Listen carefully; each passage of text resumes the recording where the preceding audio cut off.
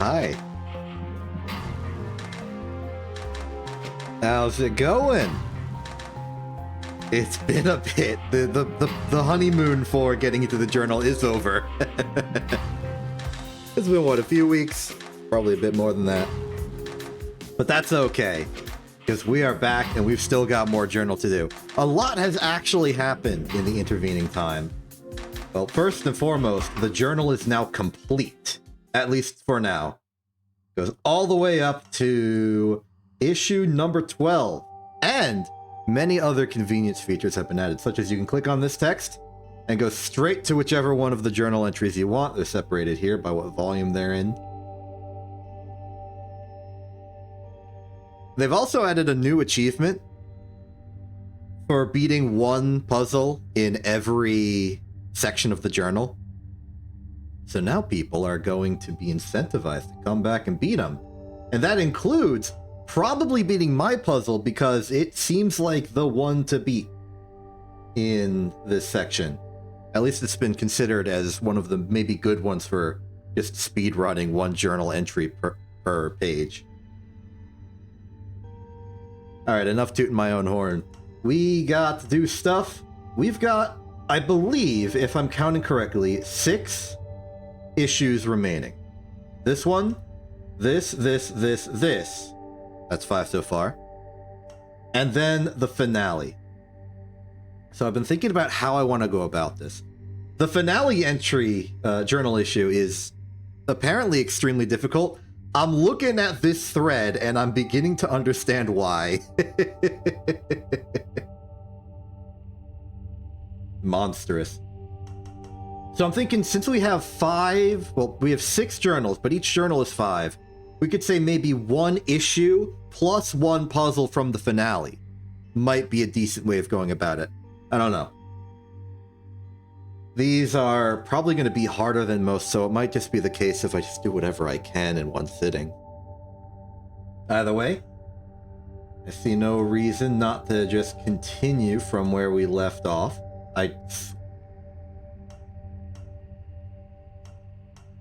I'm just sanity checking here. Okay. I think this is the furthest back that still is unsolved. From obscurity to renown. Even though alchemy itself is a science, alchemical careers are anything but. Sometimes brilliant alchemical engineers toil for many years in little-known workshops, making important but unsung contributions, before one particular discovery finally attracts widespread attention. In this issue, we are proud to present a compilation of innovations that marks turning points in their creators' fortunes. Seems good. Start with inductive foil. You can try, Tommy. Results inconclusive. What the heck? You're only giving me... Oh, is there a Rivari... Oh, yes, okay. There is a Rivari wheel.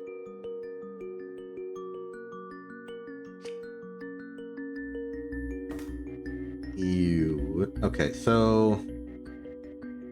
in that case, it doesn't seem that complicated.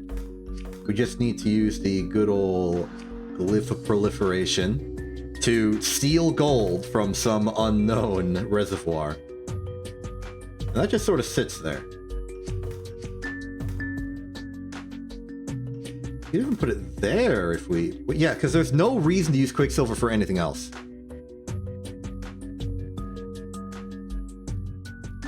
Friend code. You just go to the Steam account. Well, I guess you don't know where it is. There is an INT group that exists on Steam, like one of those Steam community group things. You can go to that, and I'm in there, as is most of the rest of INT that bothered to join.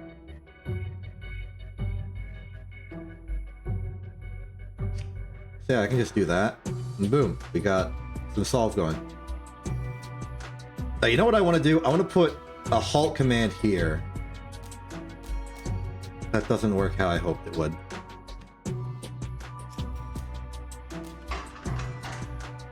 Yeah, I was hoping this could, like, just black out everything up behind it, but apparently you can just keep writing stuff. No, it turns it off. It just...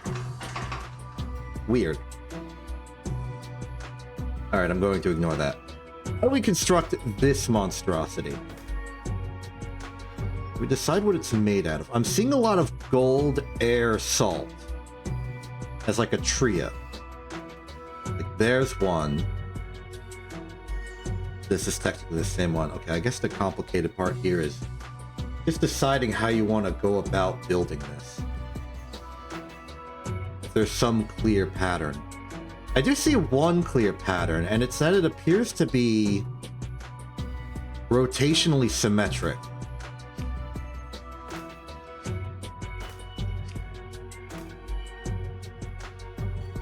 I answered your question. Just go to the... Oh, yes, yeah. Oh, I thought you were addressing me like, hey, full name. Like I'm in trouble. No, yeah, that is me.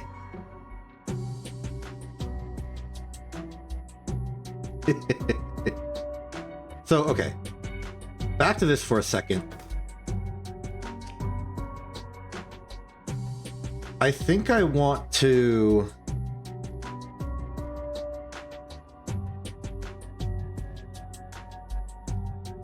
build this rotationally from the center. So like we'll get an air, maybe even air and then Trinity Gold. No, maybe just air. And I think then we can build like every single individual wing of this. And looking at it,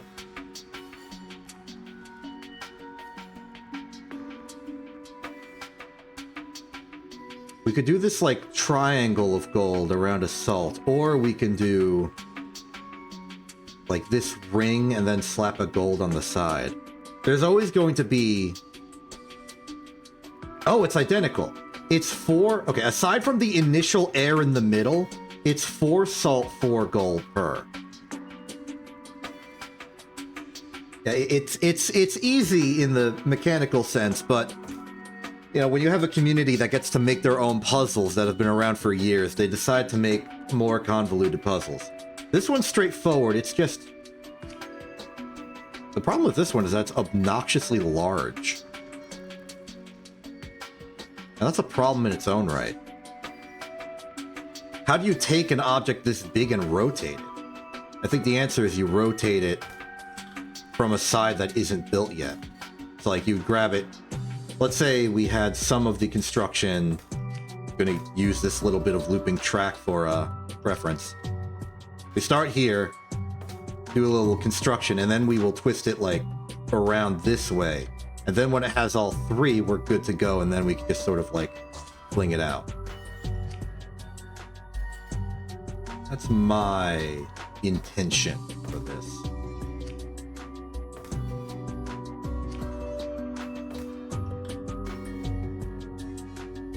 As for actually constructing the thing, we need to do...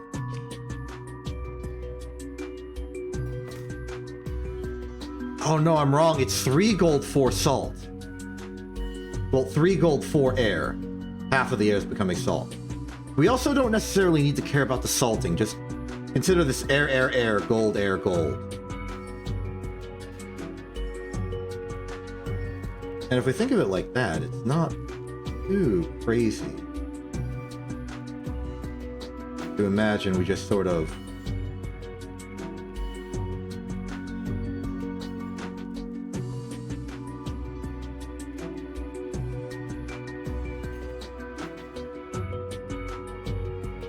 okay.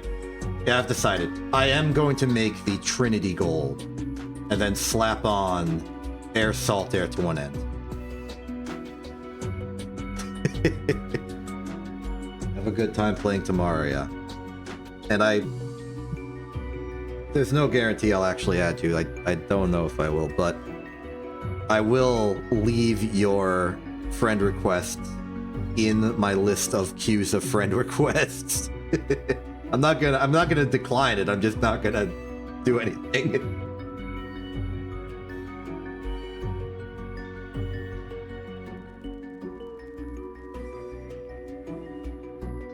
Plus, you found the int group, so that works.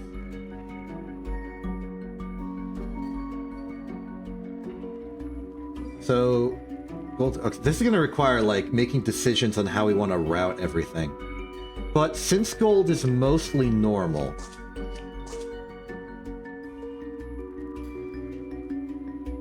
Oh, no, this is annoying because I have to, like, commit to... We're not doing a rate solve. We're just doing a solve. Hey, how's it going? Don't talk... okay, so another thing I should have mentioned is that this year's Opus Magnum Weeklies has started. It's like a tournament, but way more casual. And Trotting Heart and I have teamed up. As the joint minds behind Verdigris Glaze, we have joined together to work on it. But we can't talk about it here because talking about it to non-team members is illegal. So I won't.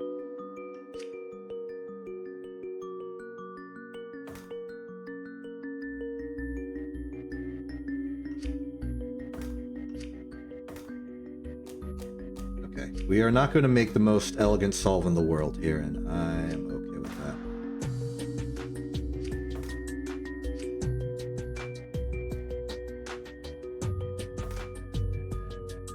What? Which part?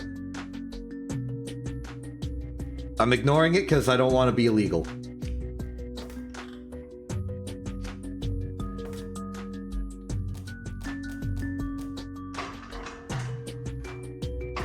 Okay, let's pretend that's good enough for now.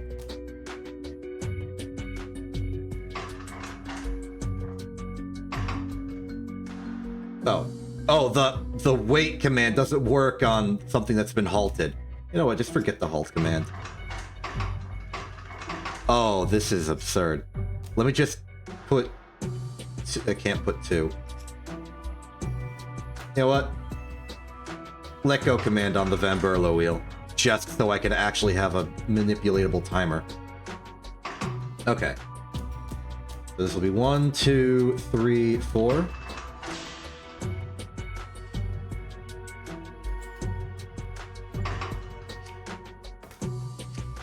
Go that way for now. Oh, oops. Yeah, just get this somewhere, we'll manipulate it later.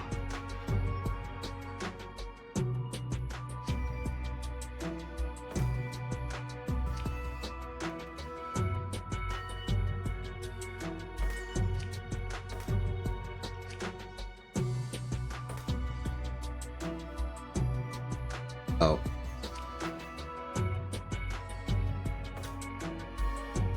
They don't make these easy, do they? Because I was hoping to put it here. Like on this spot. But that means this can't go, which means I'll do it like... Yeah, that'll work. Anything to get it out of the way for a moment.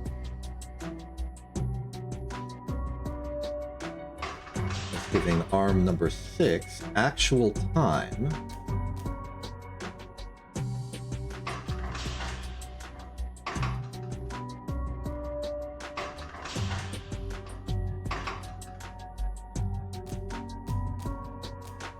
Three, 4.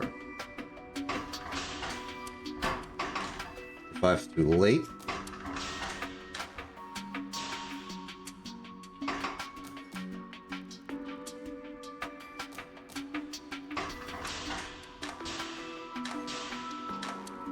Okay, that's a start. The question is how we're going to get the last one on. And even what that geometry looks like. And I think that geometry looks like moving backwards with arm number 3 once.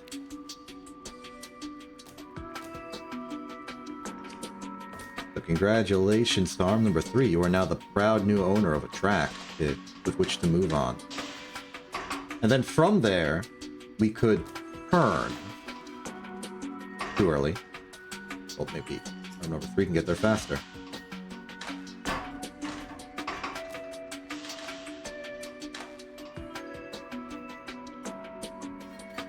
Okay.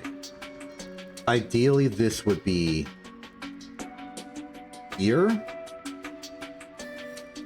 Okay, this is now becoming a problem of... Because that's the right location, yeah?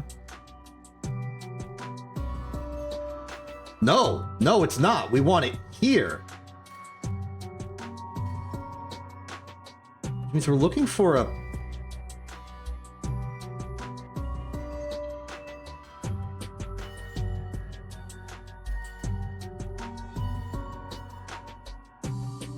How did we get the gold there? Oh wow, a lot of people are showing up today arbitrarily high.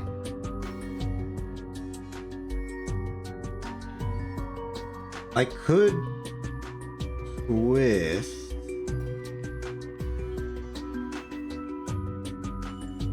Give me the exact... I can't do it in one move.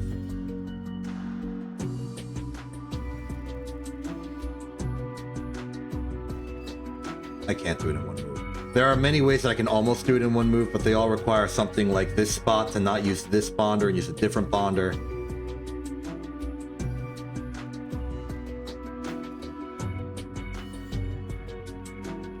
Demonstration of what I'm thinking.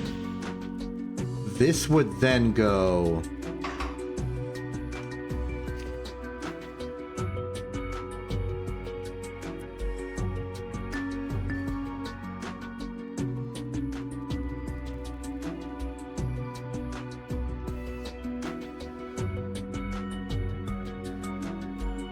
Actually, maybe that's not that bad. We want it to go here. So maybe 6 can simply grab move twice and let go. And then number 6 can secretly be a no.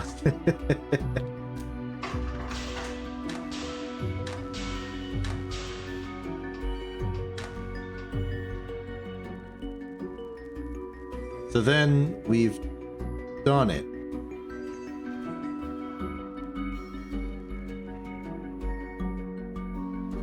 We have an arm. Well, we have a third of it. This position, the air molecule will go there. We can't put it there.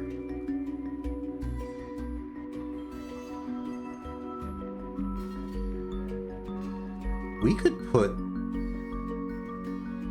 put it there.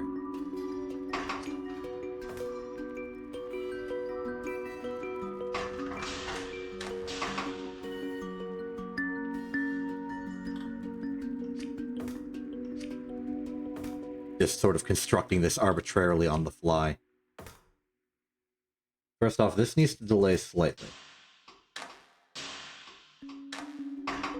So the question is, why put it there?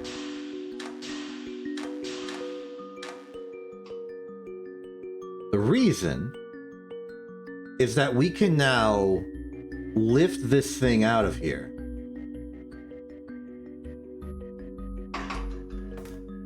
With like a big ol' arm.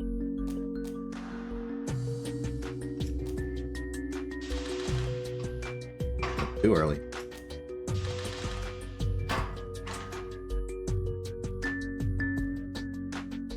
Oh, you gotta let go. And theoretically,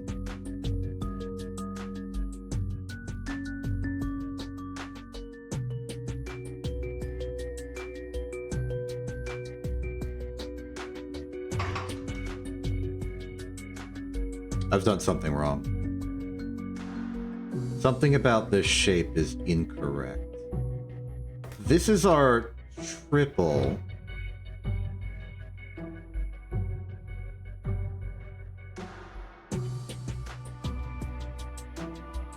I think I've put it on the wrong gold.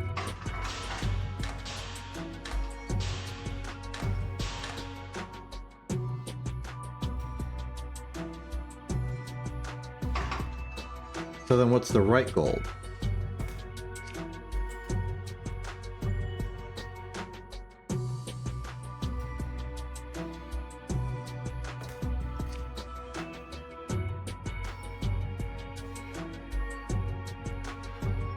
Right gold is this one.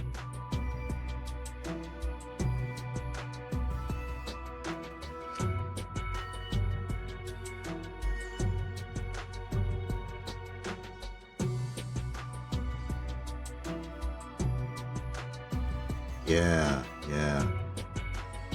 I see it. Correct spot would be going here.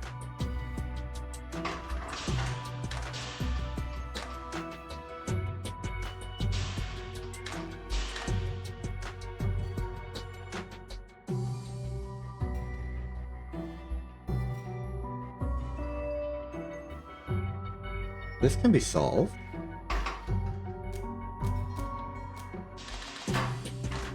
It can't be solved.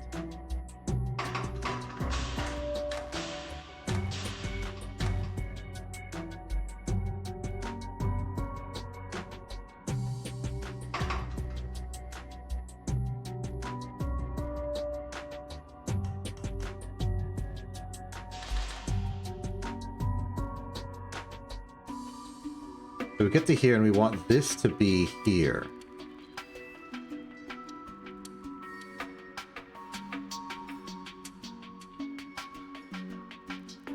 That doesn't sound too bad, in theory. If we want it to be here, let's put that here. And then arm number 3 was always just a weird placeholder anyway. In fact, doing it like this, it doesn't even need to move. Just do a crazy forward circle and then do nothing ever again.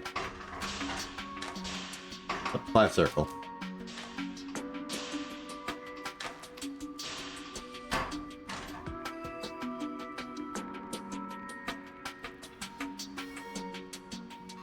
Ah, and this is then when we want to do this track back.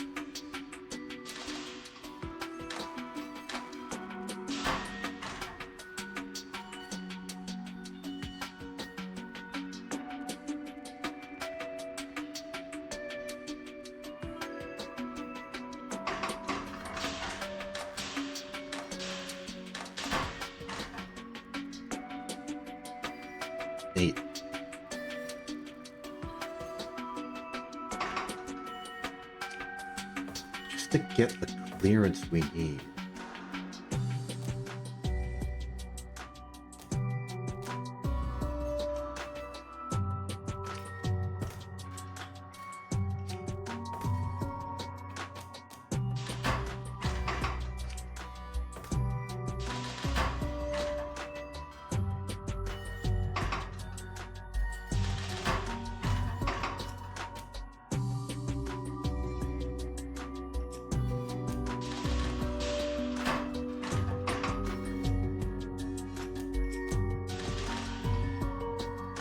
Finally.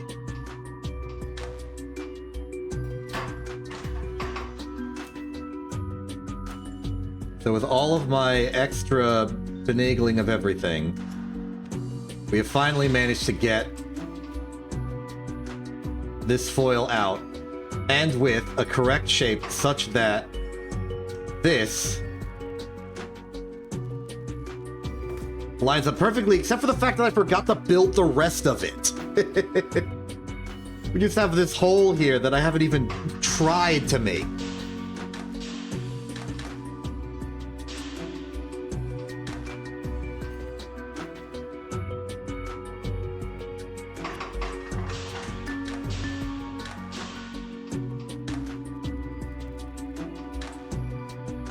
And it's what would go, like, here.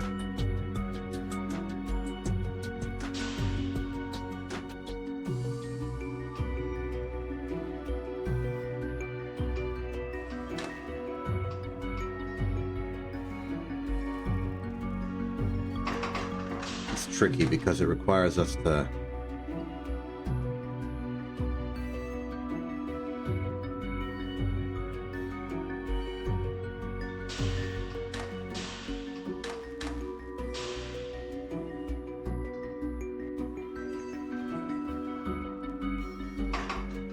and have to follow this backwards.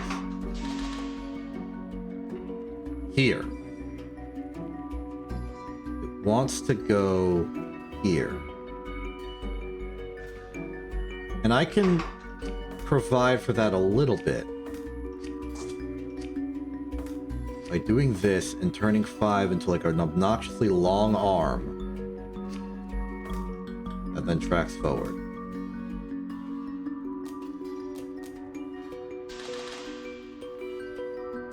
And here, at least, there is room to put some there.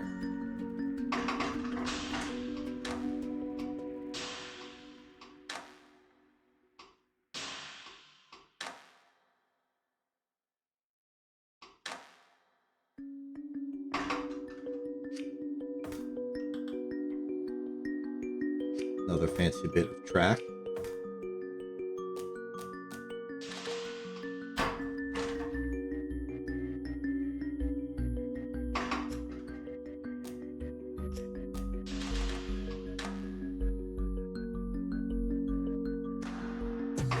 Too late?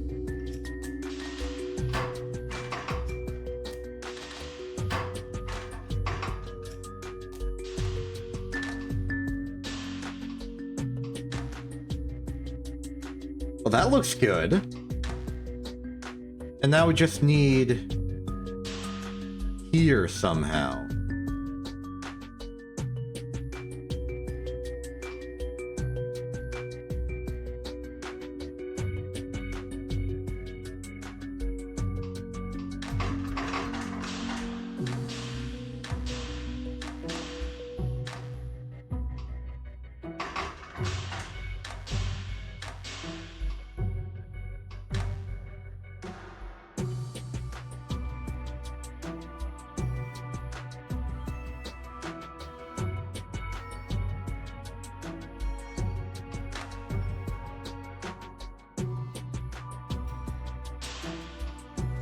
Five to seven twists the other way. What's that shape? Ooh. It's an okay shape, but it doesn't get us.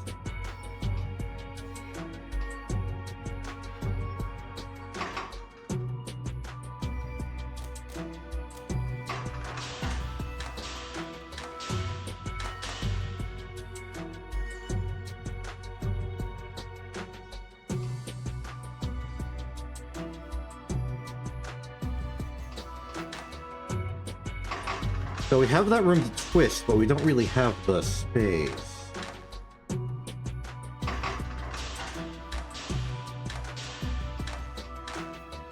Which is the main convenience of this all.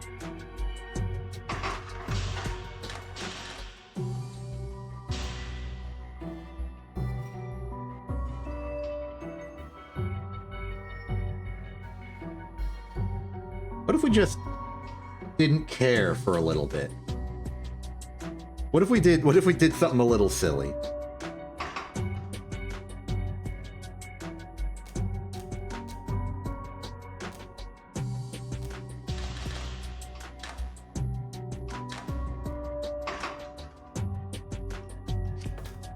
What if we just used 8 and pushed it deliberately into the wrong spot? Like so. And then that breaks.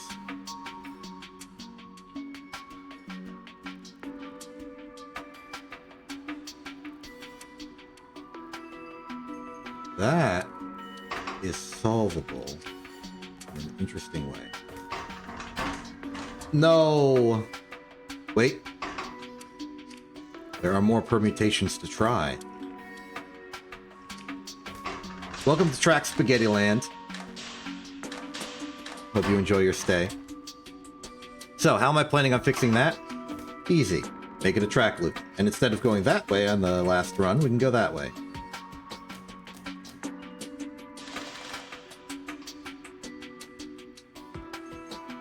And just like that, look, we have an almost correct shape.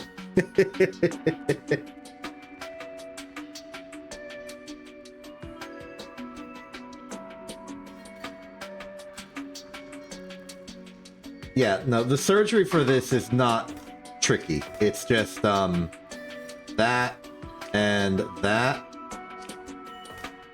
A little bit of a buddy here.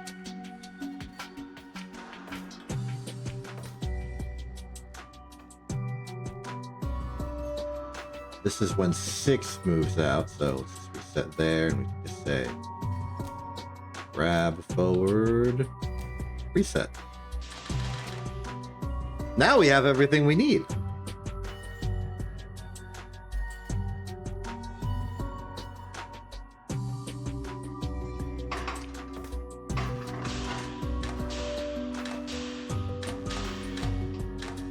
What I'm concerned about right now is the space constraint for all of this.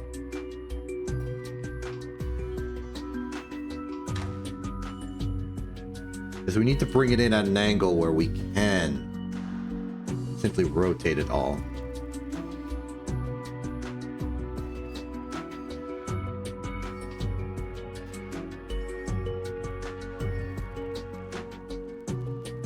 We could do it like this.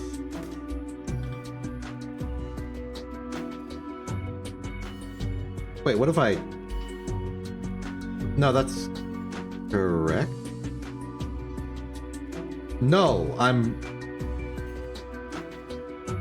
I've made the same mistake again. We only wanted 3 gold. Because this gold is that gold. And I've bungled it. Wasn't my cursor usually visible during these streams? Does anyone remember? I'm checking.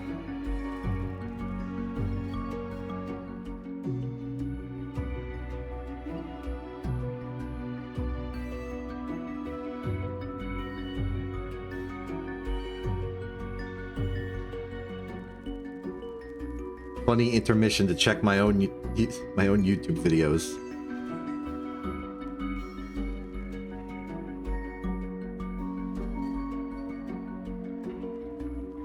It was visible, and now it's not.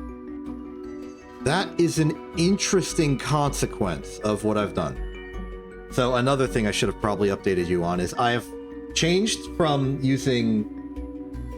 I've moved to a different compatibility layer for Opus Magnum such that I can actually make and record GIFs in Opus Magnum. Previously, it would just crash the game. This has been invaluable in, you know, actually exporting stuff. But apparently a side effect of that is that I can't see my cursor anymore. Let me see if I can, like, temporarily fix that.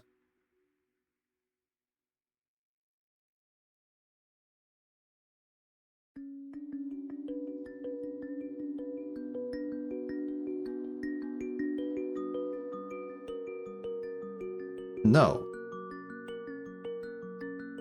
That didn't work.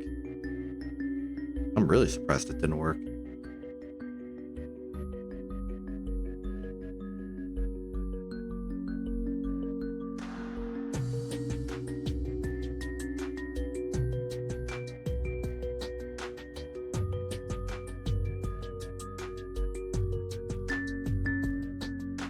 Huh. Well, okay, that's an important that's an important consideration for later.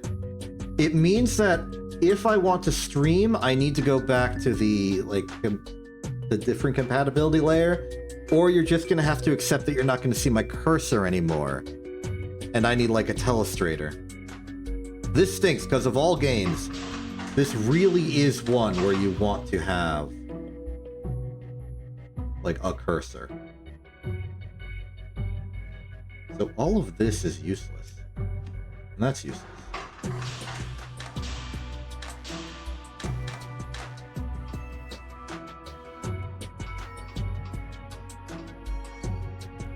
Oh, that's real funny, because that's where I pivot to actually output it in the first place.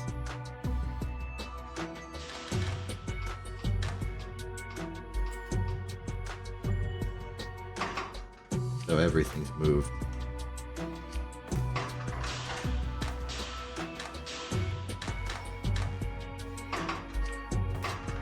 Move that down there for room.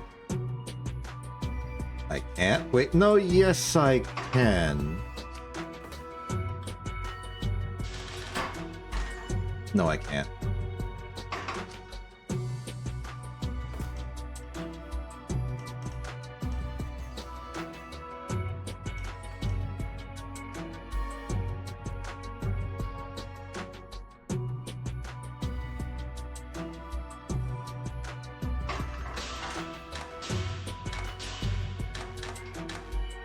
So this is unused now.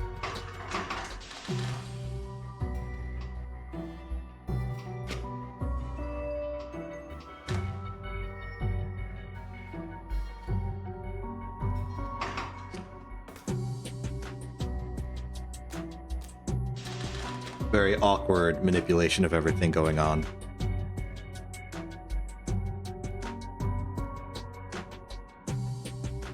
But by doing that, I think we have a very good template for working this through. That resets, then 10 can just grab, spin, spin, reset. And then we want to convert as much of this to proper repeating as possible. And we need to figure out the actual length of a loop.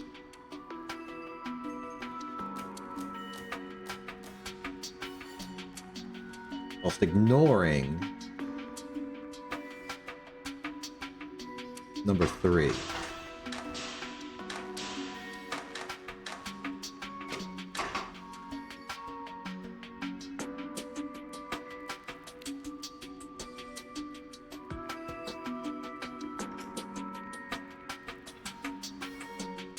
Let's go to number 8.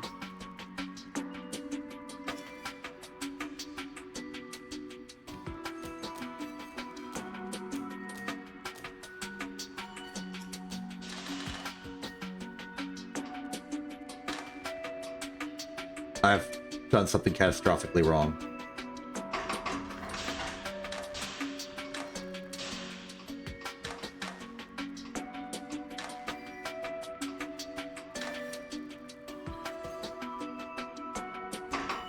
Why has this gone catastrophically wrong? Is it really just due to the timing?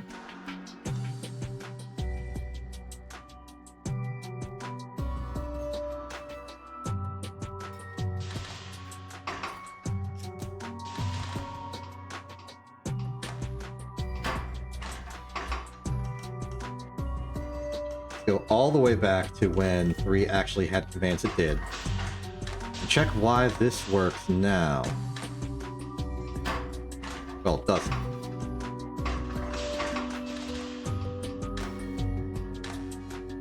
Ah, okay. It needs to go earlier. Does 8 have room to go earlier? Is anything happening with 6?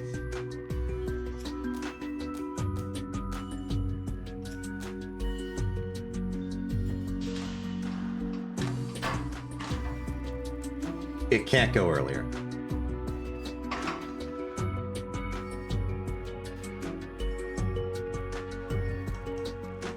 You may be wondering why I care so much about this. And it's because if we can successfully move this command, you can see the box at least. I have something to work with. If we can move this command off of number 3 can be removed from the whole looping system. And so we don't have to worry about it when constructing our loop. So I would really like to.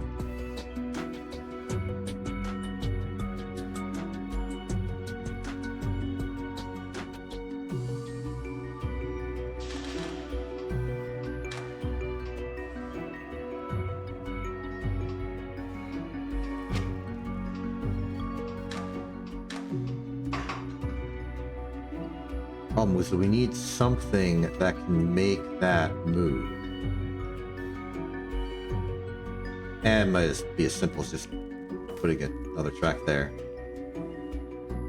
In fact, let's have this be the same track. Just for style.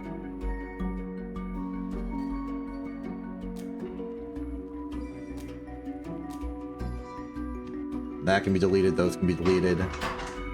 No! This is fixable. Put it there.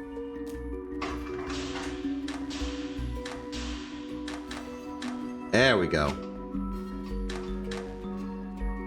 All has transpired as per my great design. Now all we gotta do is organize this.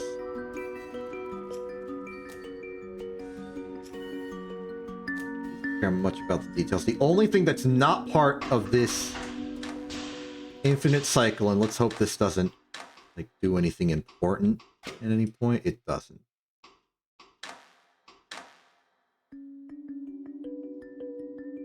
Oh, it does do something important. We are grabbing it from a bad side.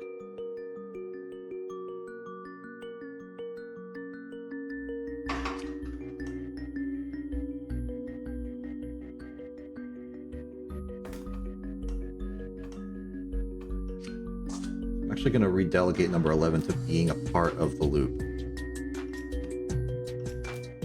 And then it will be number 12, which is the spin machine.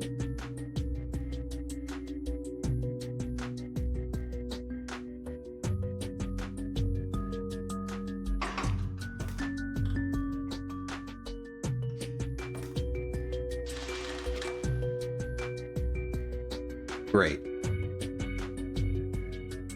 From here, we can pick up, twist twice.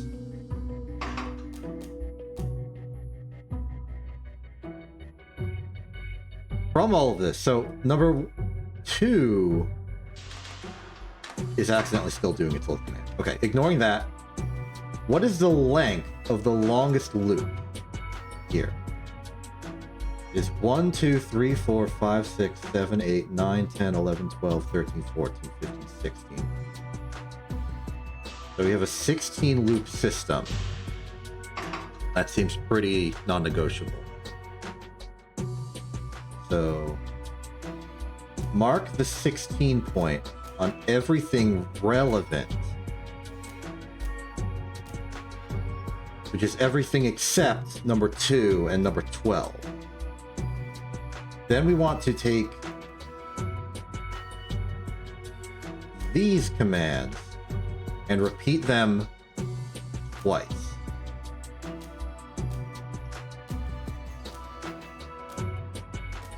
By doing this, we will make all 3 spokes of the big wheel.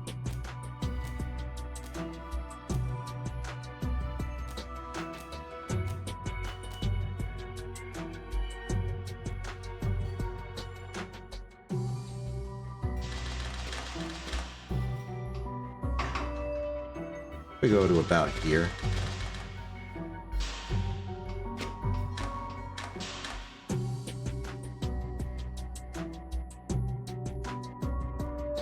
Huh? Oh, I probably didn't. Yeah, there's no bonder.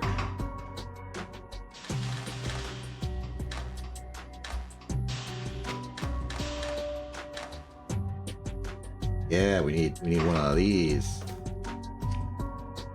Probably want 2.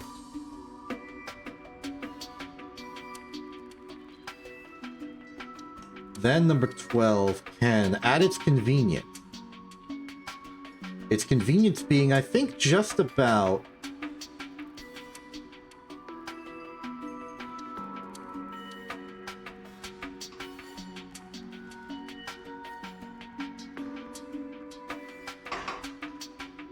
here.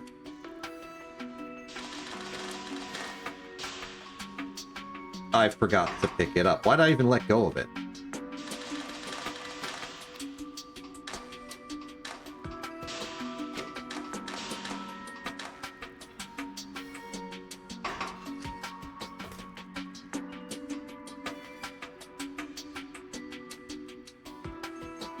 If I'm still holding it, why bother waiting?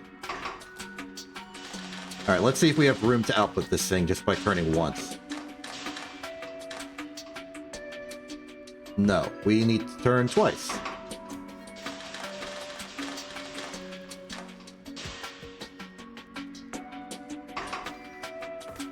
Great, now that we have this moment of peace, let's see if we can apply some salting to all of the air. For instance,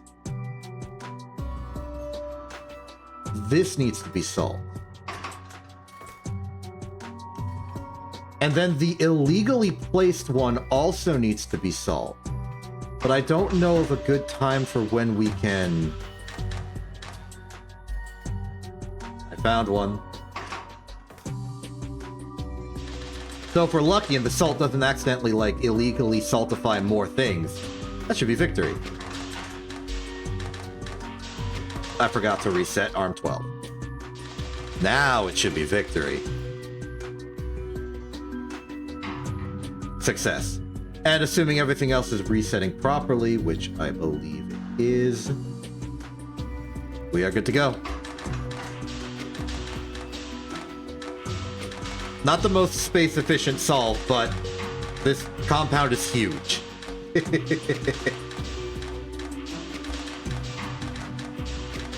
Look, if you want to see optimized Opus Magnum gameplay, go watch the weeklies. Go participate in the weeklies, why don't you? Oh, that's a question. I know that there are usually like streams showing the results of the weeklies. When do they happen relative to the rest of the competition? Like, do all of the weekly results happen at the end, or is there like a stream every week as it happens? Flat 300 cycles, that's cool. Okay, one down. Next up, let's do every week immediately after the deadline. Like, the moment the deadline cuts off, the stream starts. That's neat.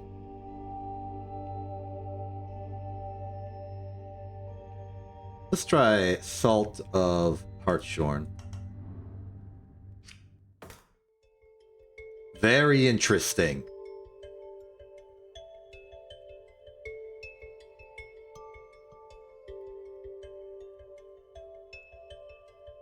That makes sense. I don't know what's up with your keyboard. Let's see here. So we're getting a quintessence and assault, and we need to make a quintessence assault.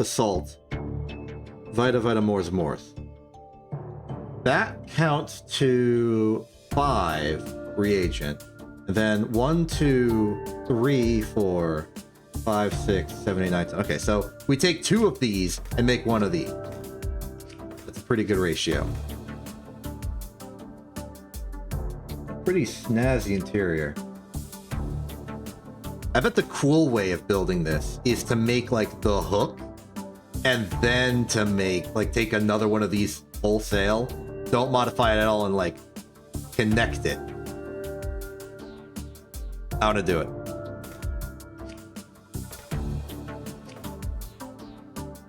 So step 1 is to do a little, well, first of all, we have to unbond it. Then we have to disperse it.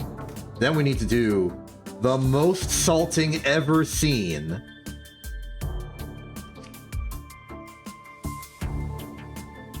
Can you salt a quintessence immediately? No, but it'd be really funny. I guess that would violate a conservation of mass of some kind.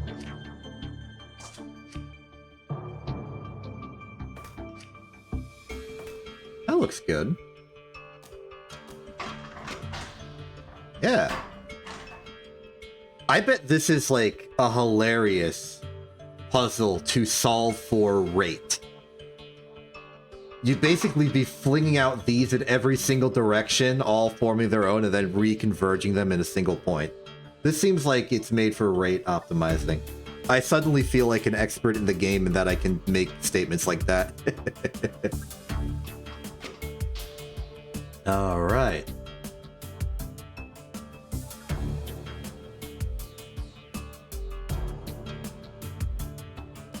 Like some of the rate solves for Surrender Flare I've seen. What I would love to do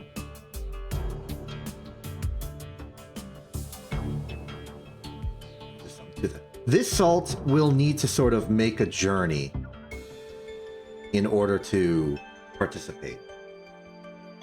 But that's okay. I think to start us off,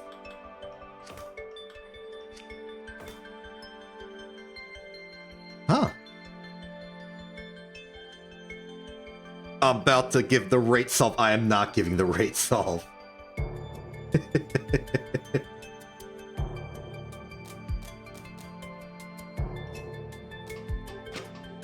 So we can grab these, and I forgot I need to salt them. There's a salting step that needs to happen. They need to be salted, like, immediately.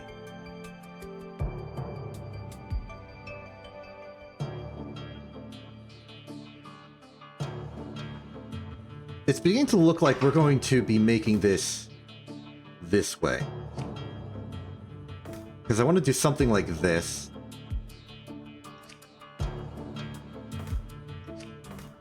And like... this? It's a little awkward. No, we can do better. We can just go forward immediately.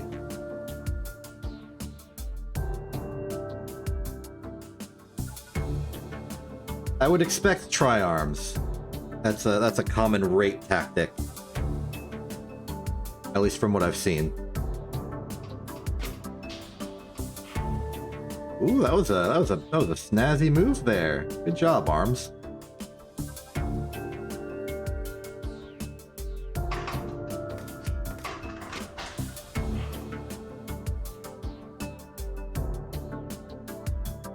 Almost the next one takes us a bit far away. Though I suppose if we're gonna have to come back anyway, it's alright if we do this.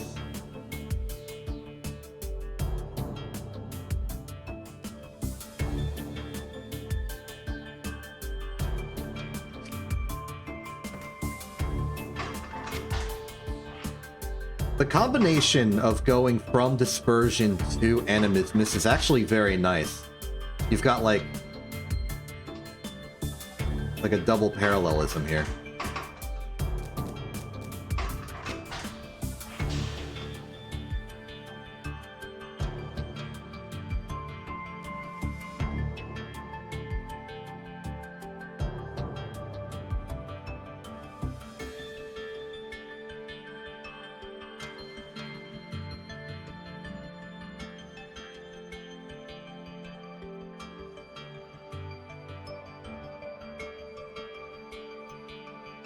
Oh, that's perfect! That's perfect!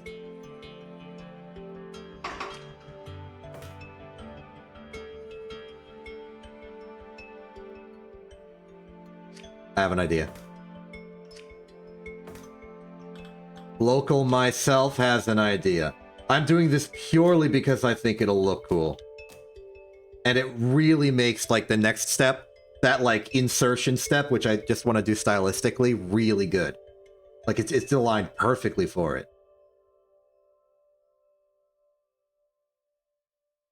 Oh, okay, actually, it would be even better. It works even better if I don't do the insertion thing.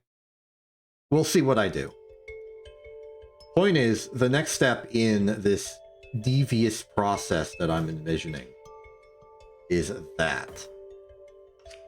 And I would love to put this here and do that, but that space is unavailable, so we are instead going to be tracking this backwards. Have all the arms be, like, vaguely near each other. Very densely packed arm exhibit. So to see it in action...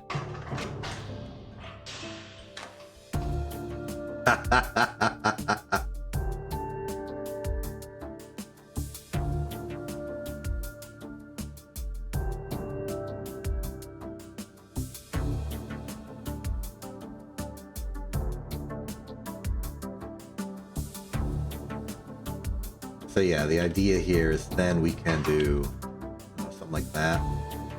And then let's return our attention to over here. This section is in crisis, but it doesn't have to be. Because I think on this side as well, we can go the other way. Originally, I dismissed the possibility of rotating 2 and 3 to the right. They're right. Clockwise. Because the salt was there. But we want to move the salt anyway. How about we just commit to our desires?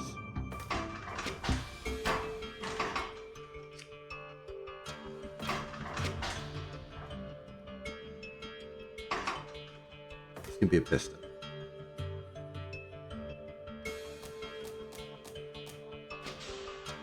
All it takes.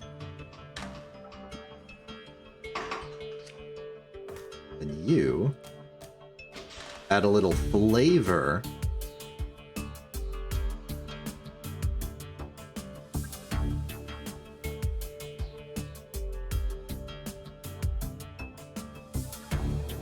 Much more difficult is going to be getting these two in a good spot for it.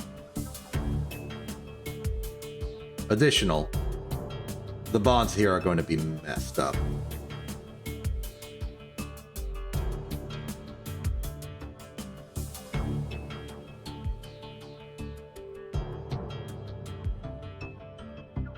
How would I go about doing the same? Oh, use Moors this time.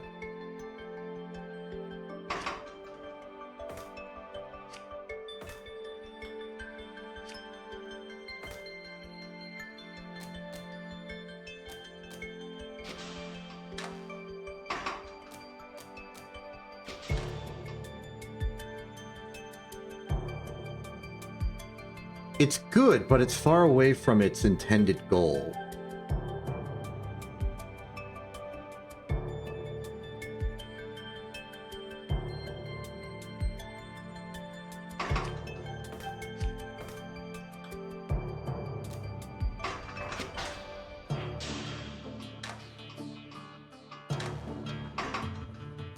Another turn from you, what happens? You do that. That is very good. In fact,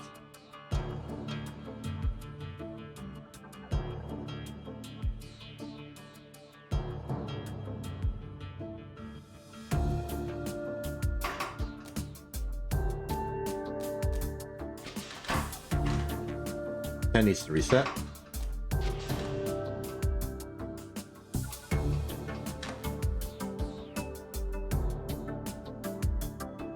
It's time. Okay. Yes, yes, yes, yes, yes. Now we remove any notion of optimization in the universe for raw style.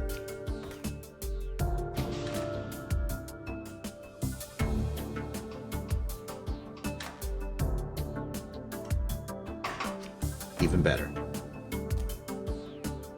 We don't even have to sacrifice the rate too much. We will have to sacrifice the rate. Simply because arm number one is already trying to grab this sucker.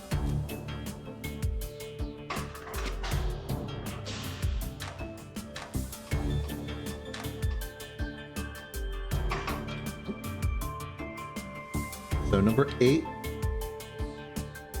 and number 11 can grab from here.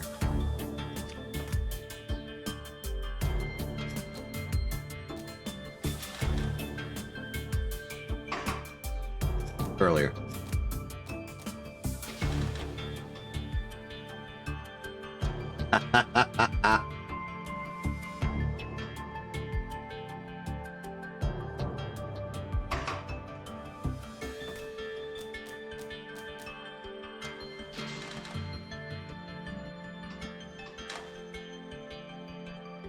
Look, I don't care what Asmodeus the second has to say about this. I'm doing it for the style. One more.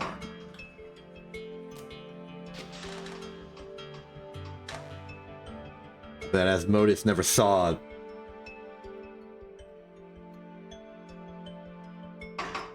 Like that.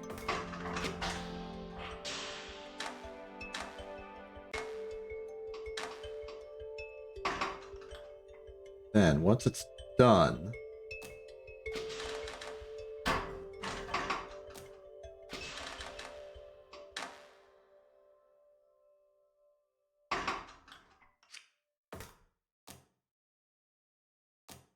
set that, kill the time. Let's see what happens. How would we rotate it? It looks cooler this way. This is what I was afraid of. We do not have time to clear the chamber, so we need to delay. Delay more. That'll do. Alright, time for our cool looking solve.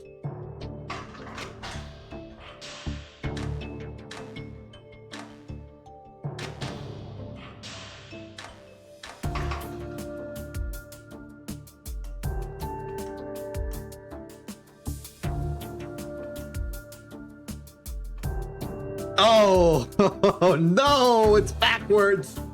The quintessence is backwards. No. Oh.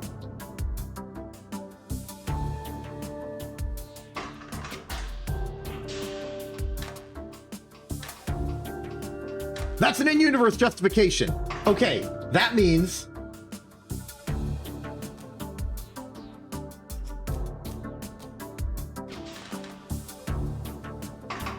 That means we can start earlier.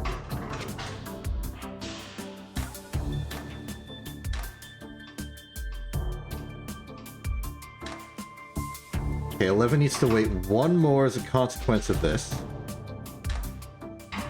There we go. Uh-oh. We need more delay.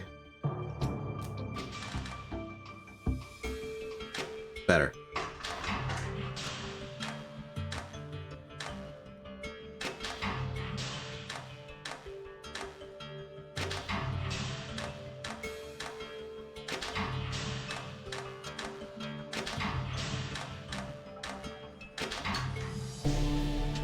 Good stuff.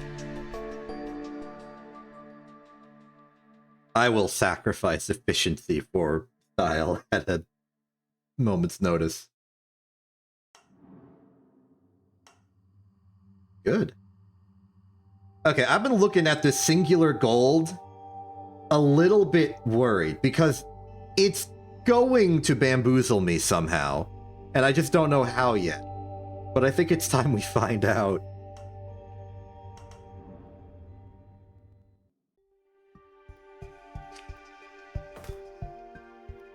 Interesting.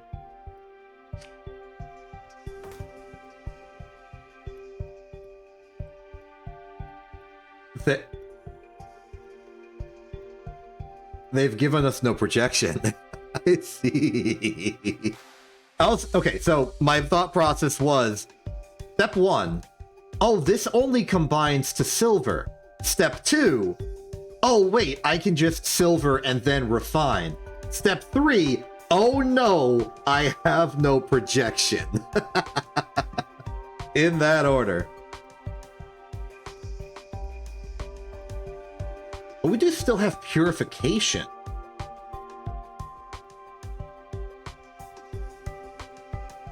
Which is interesting. Does that mean that the idea is that we detach this, put it here, so that we can turn this into 2 copper, then merge, have our gold?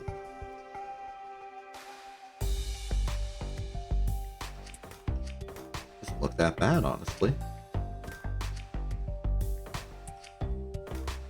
I'm gonna do a cool looking piston thing over here. It's gonna be like, what? We're gonna zigzag it. It's gonna be like, pew. What?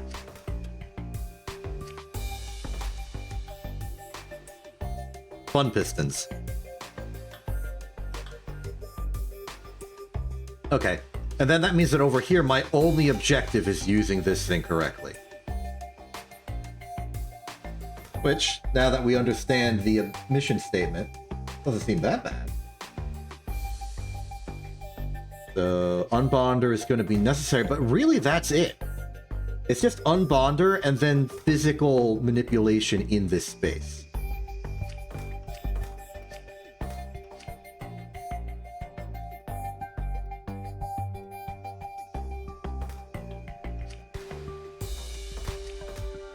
Now, exactly how to do it efficiently is an interesting challenge. Especially considering the unavoidable directionality of the proliferation glyph.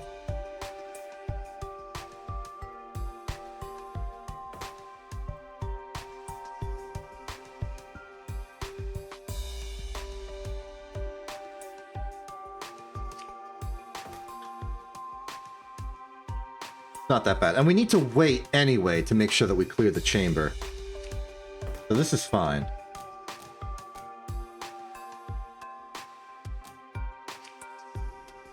We have a buddy here to pick up at this point. Drops it. Oh, that's fun. This side is going to be completely, and I'm going to keep up the bit. Completely one-armed arms. One length arms. Length one arms. On track. And then this is going to be strictly pistons that don't move. Right there. So we're going to have one arm tracks over here. Pistons that don't rotate. Funny. And fun. So, let's do this. You know, I bet there's a way to, like, do the pistons conditionally. I'm gonna conditional those pistons. It's gonna be great.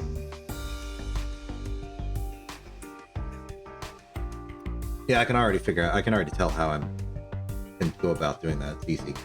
Anyway, back to the actual puzzle. Or at this point can just leave. Oh, the tricky bit with conditionalizing is that piston 1 doesn't need to conditionalize because it's going to be taking this long anyway.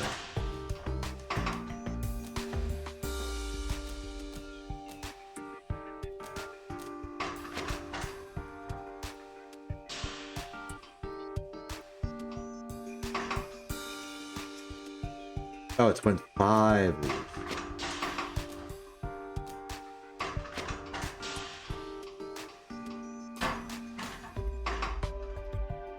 So the drop happens on cycle 1, 2, 3, 4, 5, 6. 1, 2, 3, 4.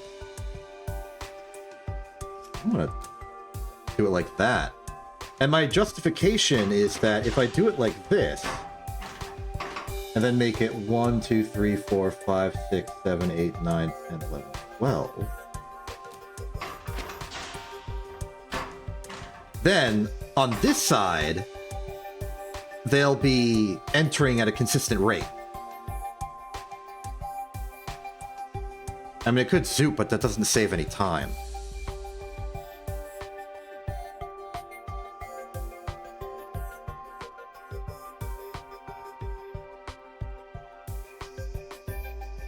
Are you suggesting it go like zwip, bop, bop? Because that's the same as going bop, bop, sloop.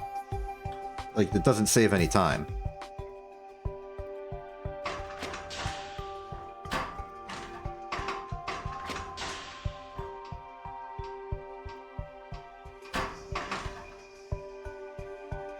Point is 1, 2, 3.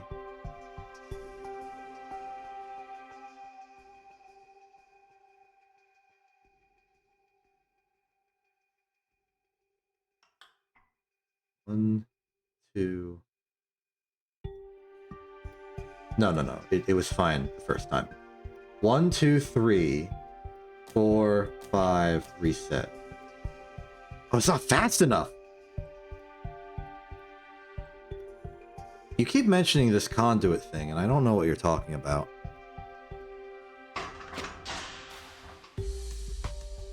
Oh, you're referring to the pipes. Yes.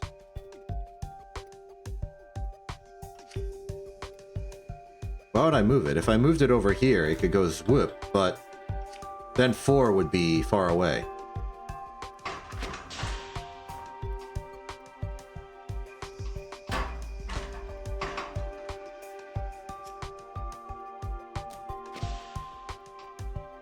Yeah.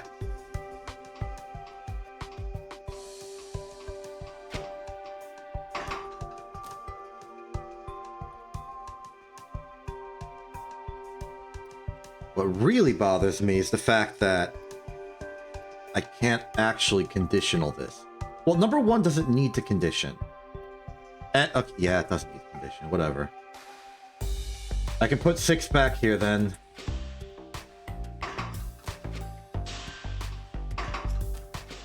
Yeah, let's just do 1 by the books.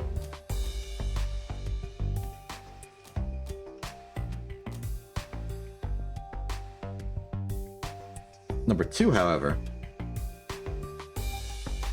it can grab here, push, let go, grab, push. Reset. But this... Oh, wait! Secret additional piston. Now we can conditional. Because the back piston can go grab, push, reset.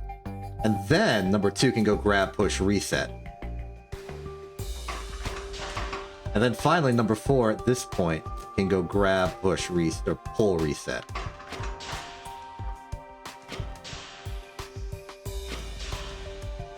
Yes! You know what? This is missing some aesthetic flair. Put that there. Put some of these full coverage! Beautiful.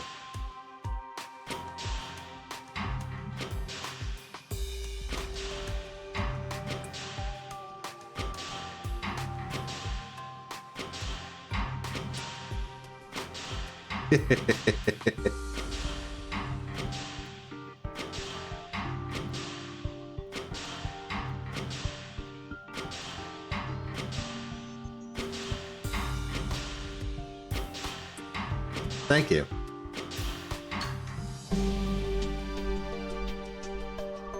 All right. Pretty good. Nice simple refresher. We proceed. Mist of Glaciation. Classic mist of something-iation.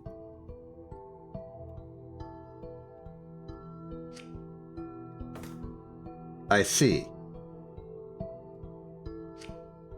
1, 2, 3, 4, 5, 6, 7, 8, 9, 10, 11 Oberon Breaker. And we are going to... We don't need the Van Berlo wheel because this version will give us the air and water we need.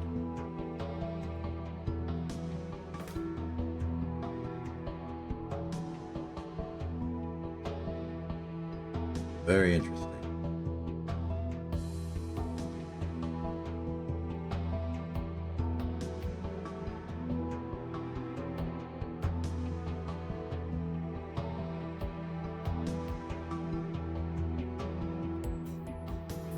You kind of have to make a decision early on. How do you plan on constructing these?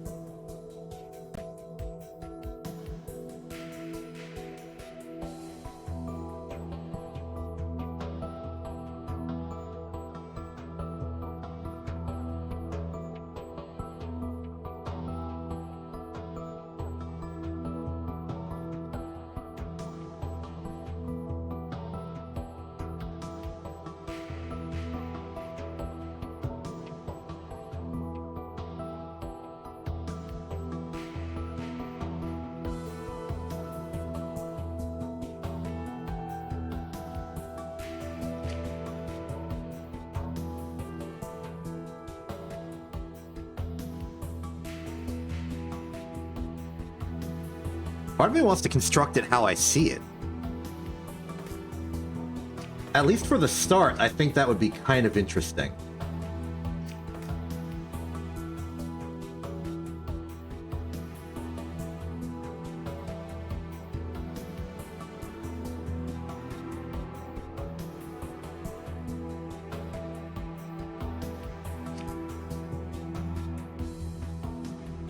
Oh, I thought of a fancy way to optimize this a little bit. So we can go grab right, let go, grab left, let go. And boom. Quick and easy separation.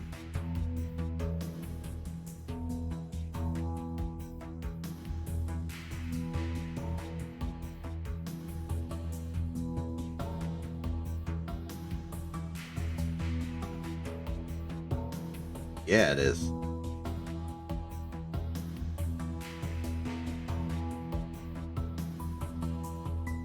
This is where we use the construction technique we had just moments ago.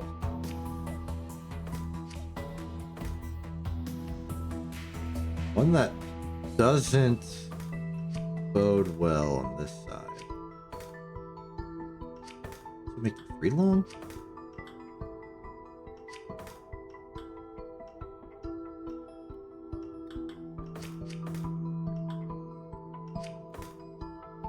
So, theoretically, I do this, what happens? Oh, that's pretty.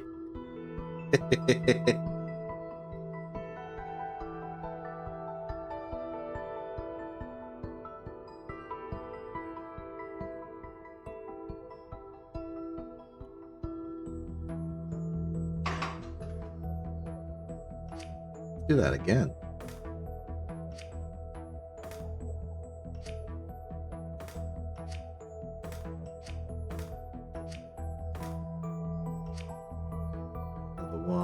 Here, these go up this time, and they all need to move to the left and be delayed by 3? Yes.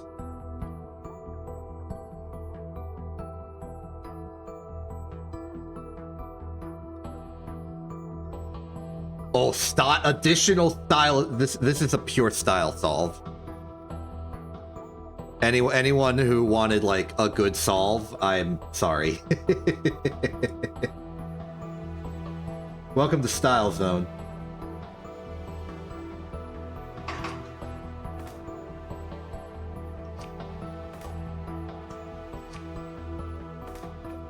It really missed of being cool.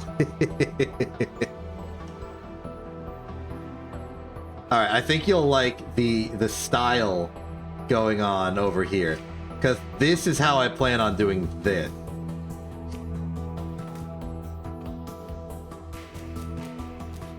So check out number 11. I'll grab here, and then it'll just like spooce around.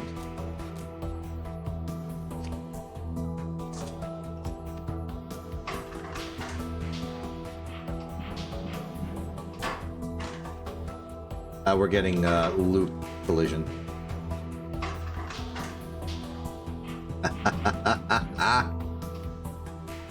Okay, great.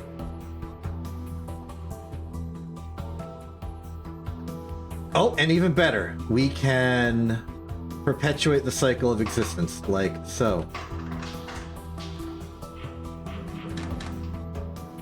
That gives us almost a full solve, but if we turn one more while holding it, we kind of spoil the broth a little bit.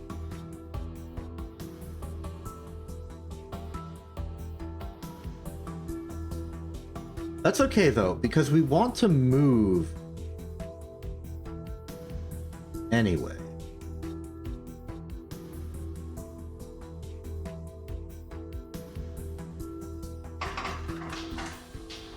There's no room to escape that, really.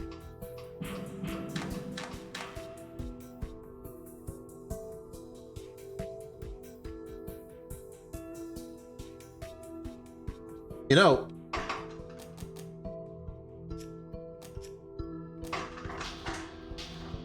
welcome to the infinite cycle. Oh, it doesn't solve the leading edge. I thought that was gonna look cool. I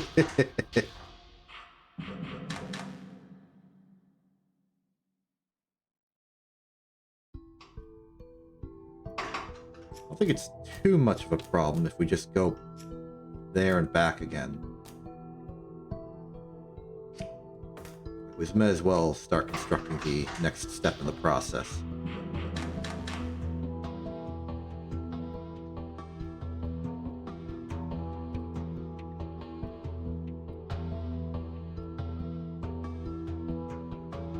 And it could be as easy as doing that.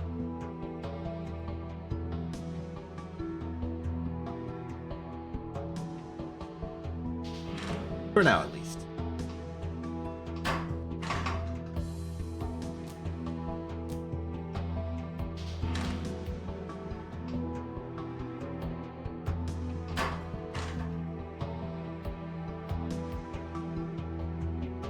Okay, we've stalled for enough time. Let's do number 10 now. It's a similar process, but since the air is on the other side, it's not so clear how we can convert this. Like, it's forced to not be symmetrical.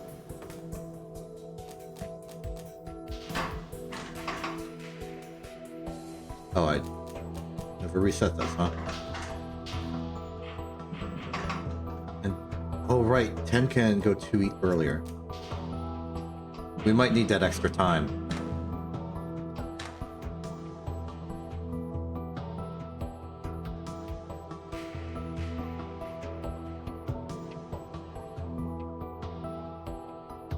The real problem is that we're facing the wrong way.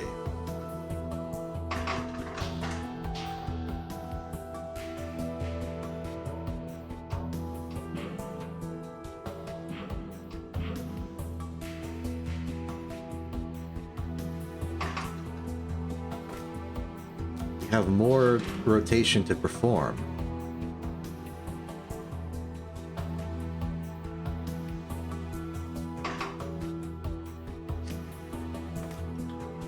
And if we move relatively backwards,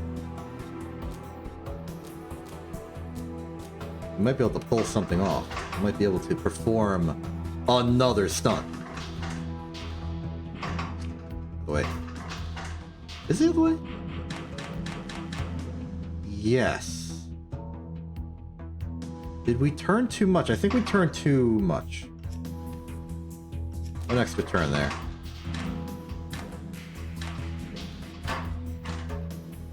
Okay, we need more delay. Because that's a nice little bit of repositioning.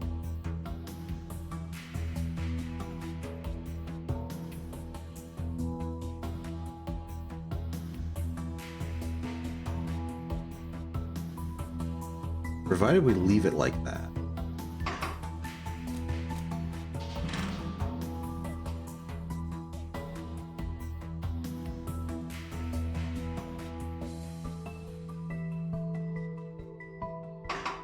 11 could do the same.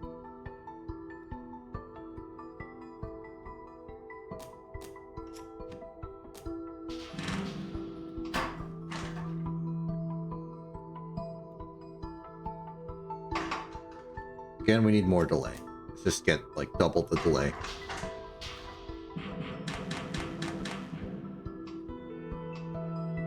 So with this, we have most of the solution. Next up, we need to start prepping the interior to receive.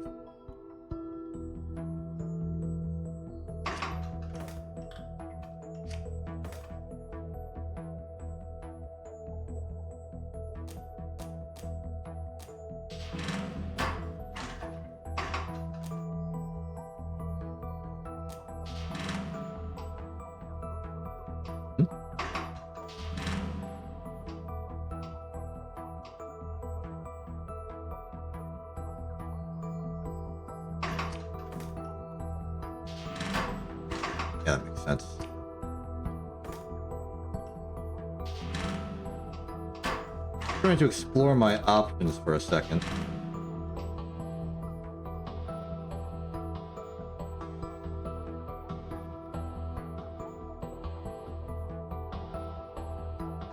That's a decent way to get it a bit further out.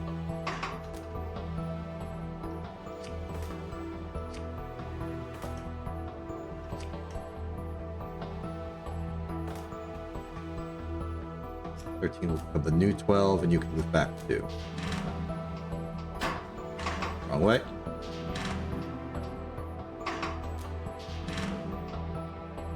Okay.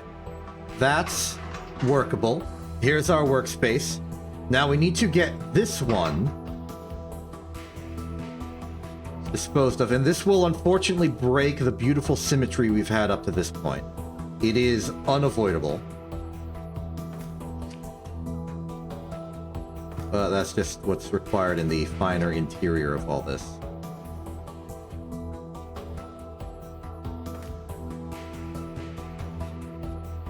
water. Water is going to be the heart of this operation, so it must survive.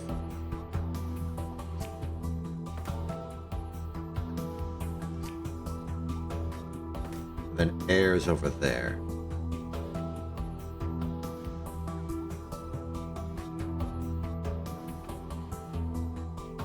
In terms of our launch mechanism, I want to make a piston. Because of course I do.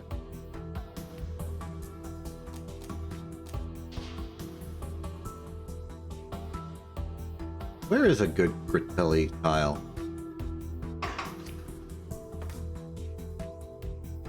Do I have to find it?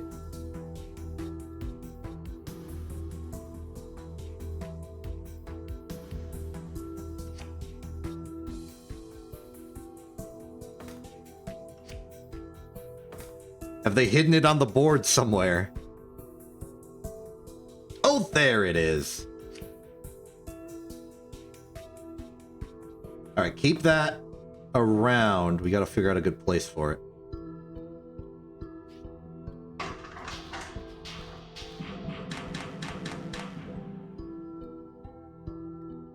Considering how much space we're intending to burn.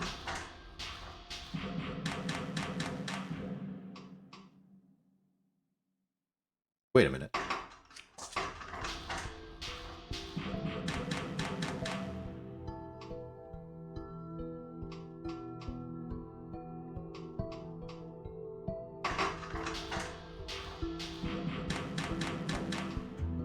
So close to where it wants to be.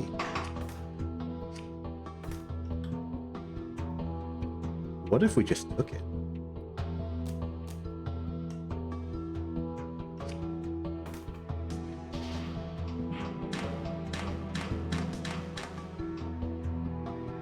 What if we just took it? I'm committing a theft. 10.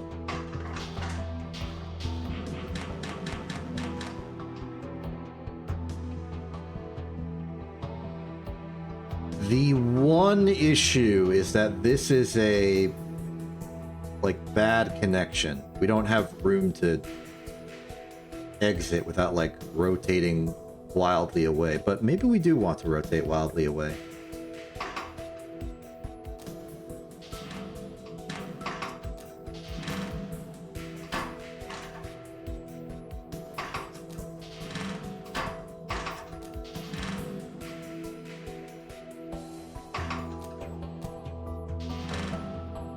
There's where maybe we can reconnect with our roots here.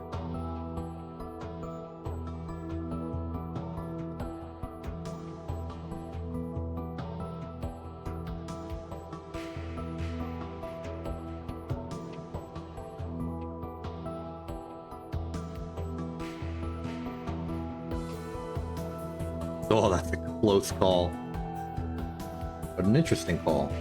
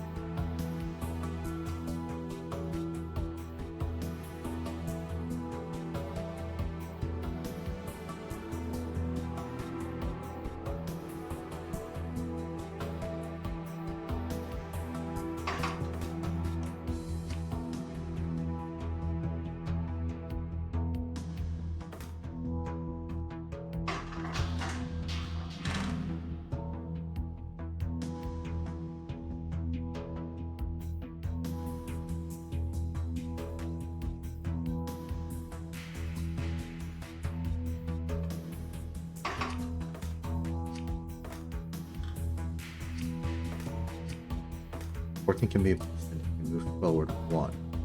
At the same time, 15. Now all we need to do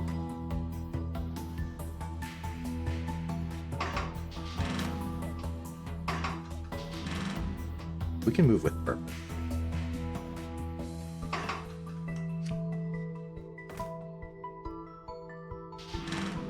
I don't want to calcify these yet because I want to use them to make the interiors if need be. Also, I would love to find a place to put the Oberon breaker that wasn't, like, terrible. Might not have any luck.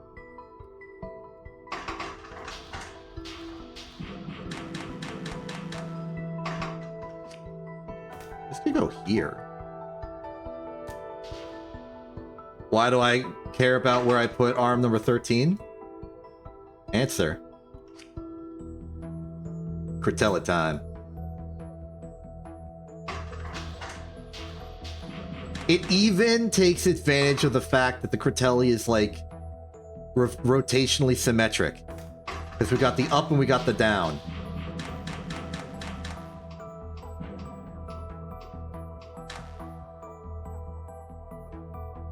Now all we gotta do is Oberon break something.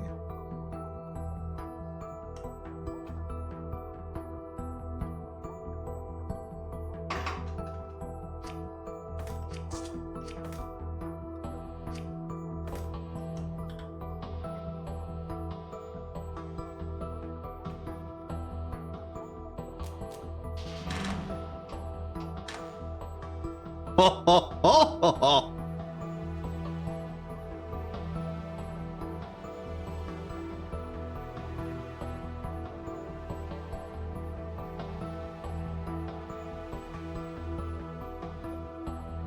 Oh, well, we just do that again.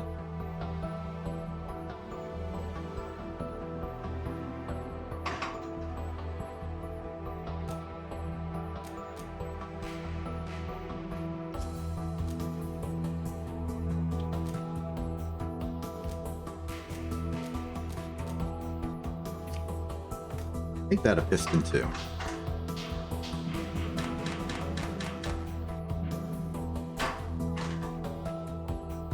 Ooh, 15 also needs to reset.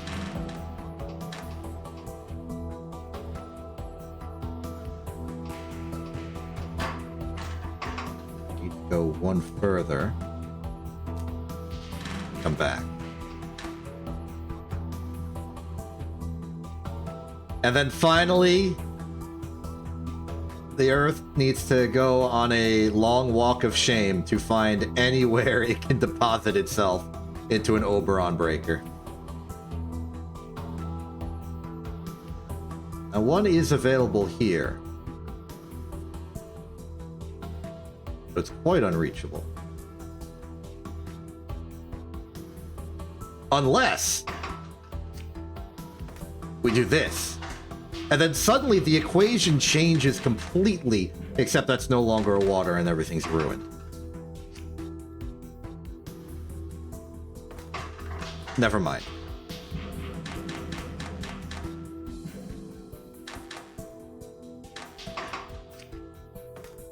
Goes there. Go here.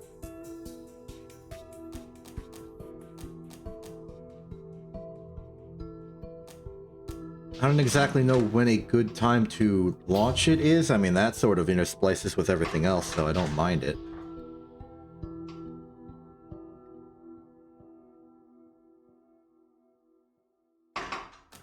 Reset you, reset you. Is there anyone else I'm forgetting to reset? 10 and 11 are the hex arms. They don't get reset like other creatures.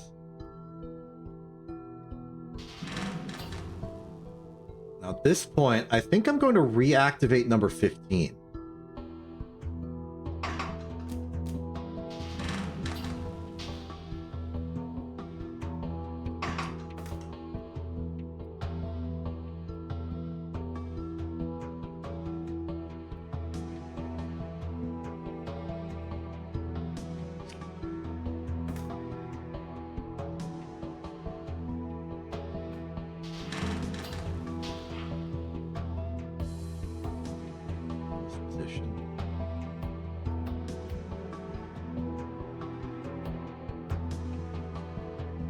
There's some obvious difficulties that come with how I've done this.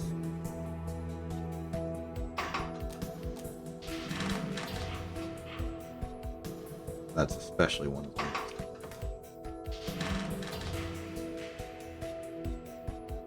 That is not one of them, actually.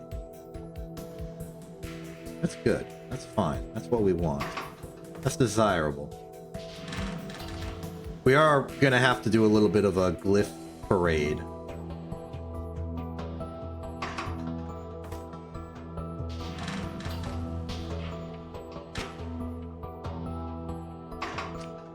Curious if that also works. Not in the slightest.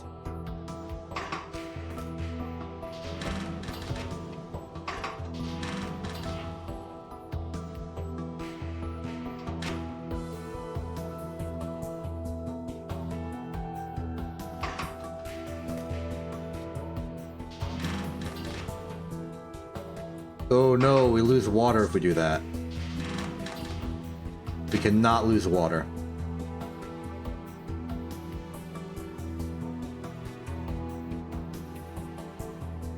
I reckon we grab it.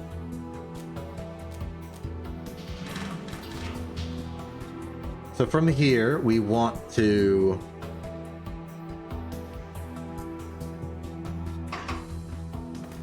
salt that, this, and this.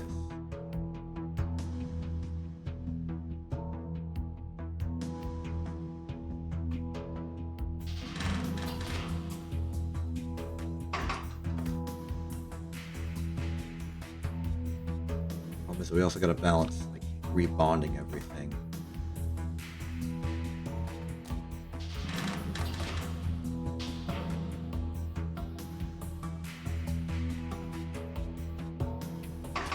At least this is saltable.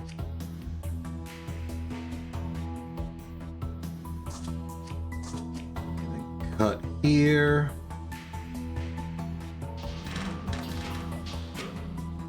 Okay, it's now elementally the... What happened to you?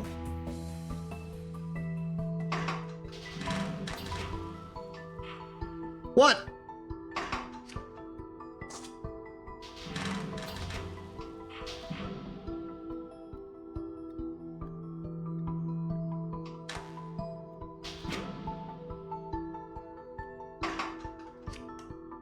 I mean, this is safe at least. No, it is not.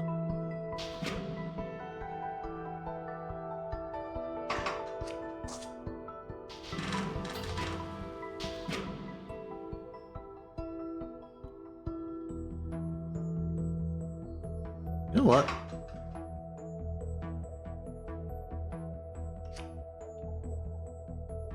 We got room. Start here. Perform no calcification. I'm going to take your advice. Ow. Why did anything change?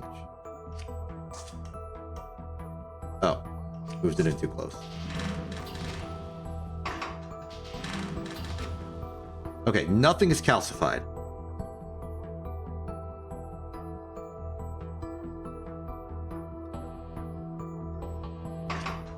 Here's what I want to do.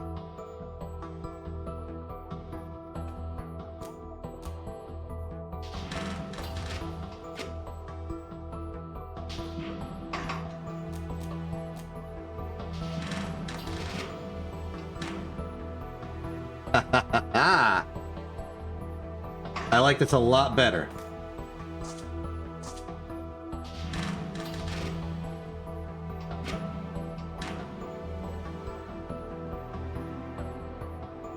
Then all we need is that there.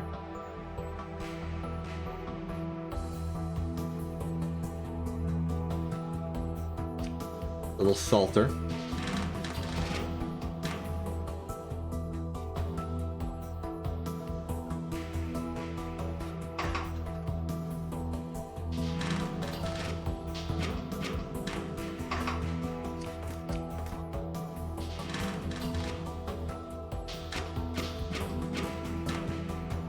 Oh, they're under... Oh, we have to cut the middle. I didn't realize we had to cut the middle.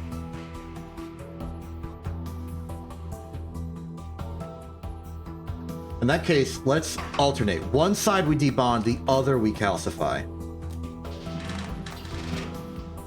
Should make it safe to do, for the most part.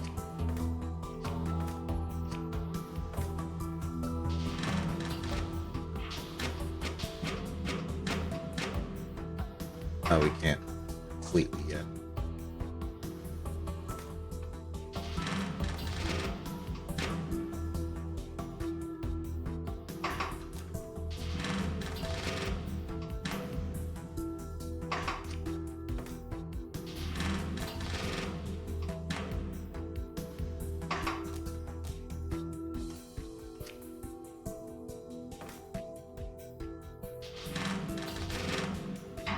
Nice. Okay. Let's see this happen.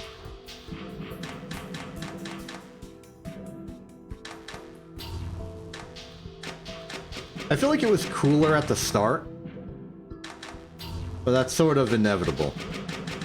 The longer you go about trying to make something, the more reality you have to encounter along the way.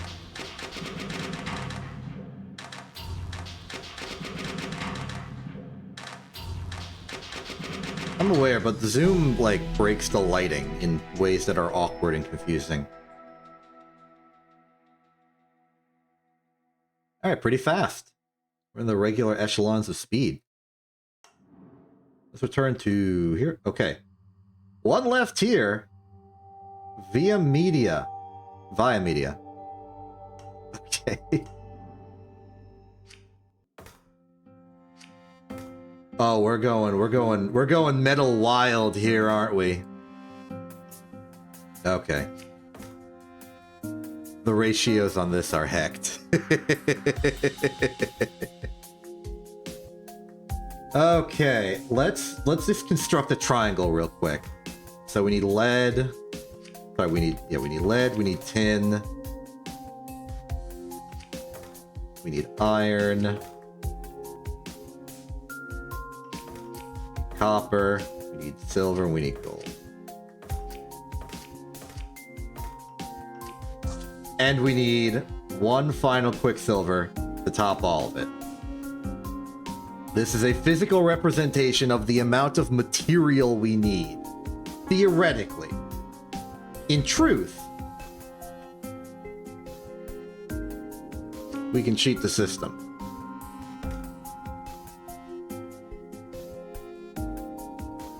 And I wonder about that.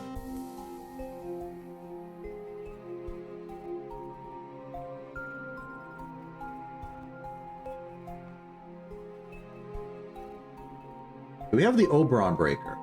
No, we don't.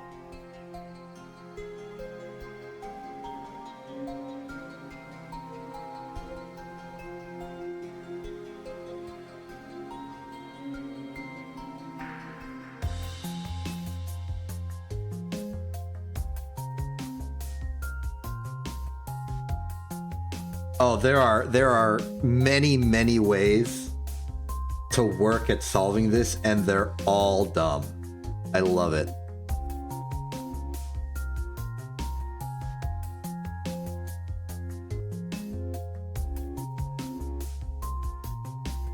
How would we go about? So we need to construct one of each element, and we need to do it in a way that doesn't remove everything.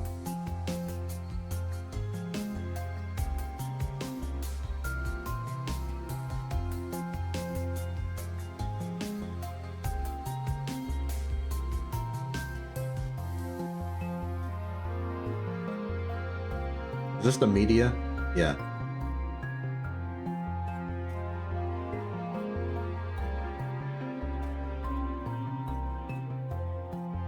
Well, let's just discuss iron a little. Let's just, okay, hypothetical world where we don't use this.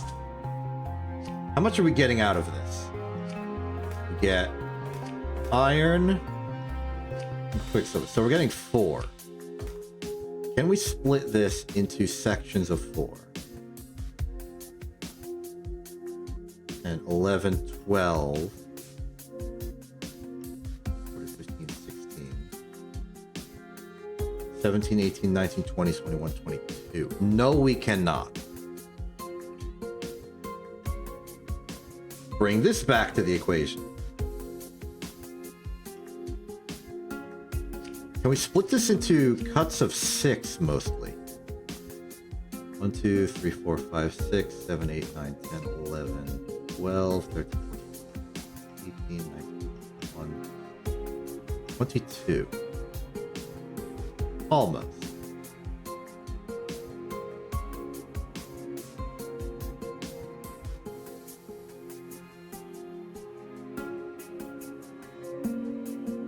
The idea being is we turn this into 2 irons. But the fact that they're giving us something that equates to copper is interesting. Because functionally copper is the middle of the rung. 1, 2, 3, 4, 5, 6.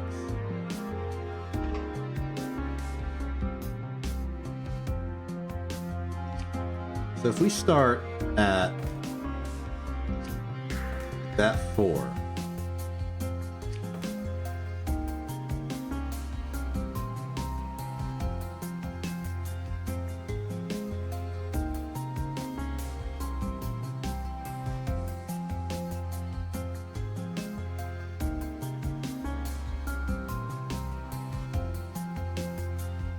so in my mind there are a few...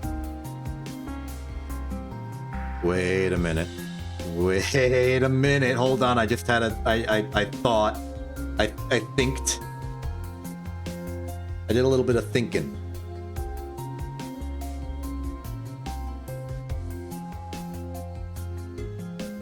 Probably. But... suppose we had a gold. And a quicksilver. Through some method.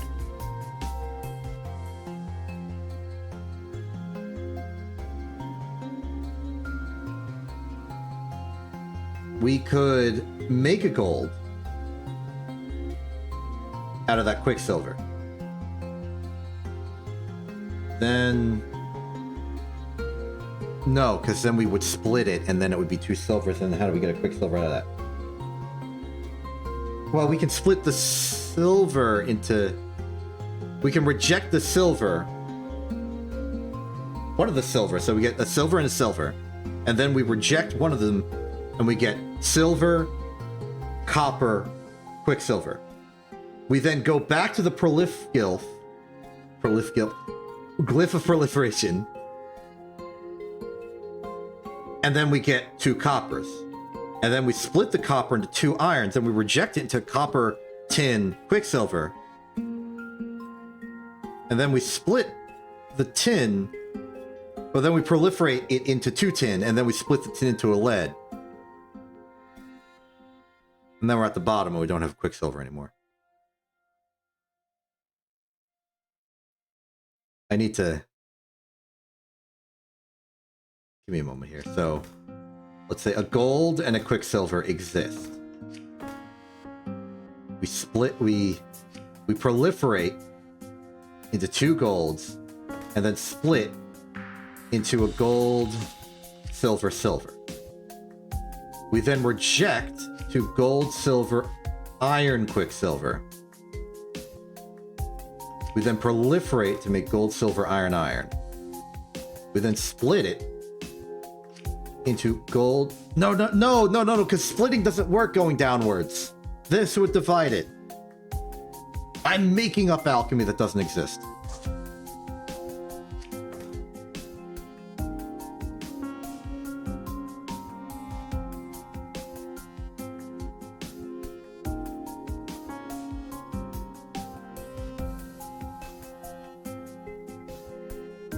What if we make 2 ladders? Let's say we have 2 gold.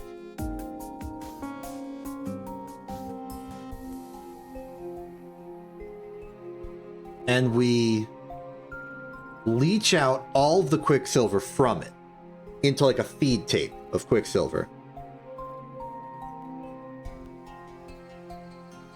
Pianui! Hello! I'm doing some crazy metal jank. You're about to see some big brain. I need to turn iron into every metal. It's absurd. And I'm a little scared.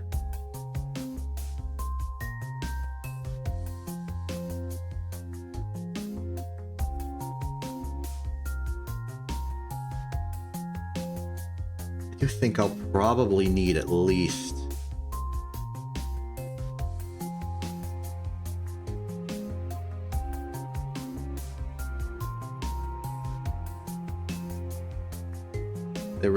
They really snuck in a deadly one. So they've given me iron and quicksilver, and I gotta make this construct, Rivari's wheel, out of quicksilver, lead, iron, copper, silver, gold. There's also tin in there. This is how this is how they aura form. Aura via media, aura via media, however it's properly pronounced.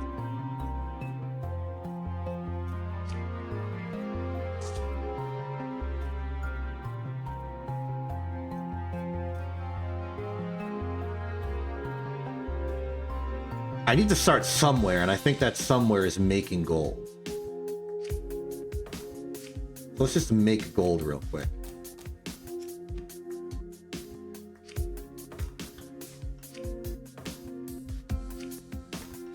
On glyph.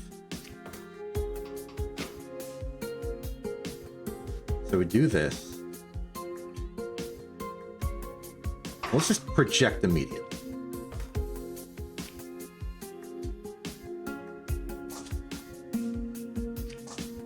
We need to make some sort of unified medium for transit. In fact, how about we do this with a hex arm? Because then we can like assembly line it.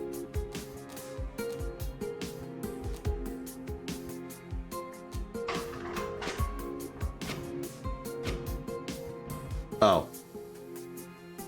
The consequences of my actions have been laid bare to me.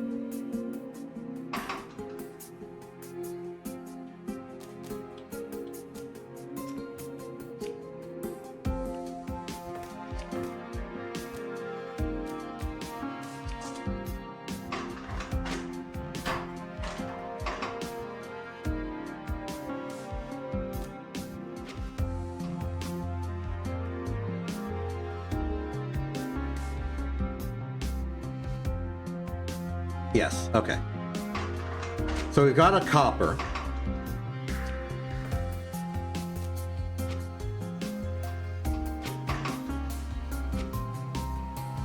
Oh, that's funny.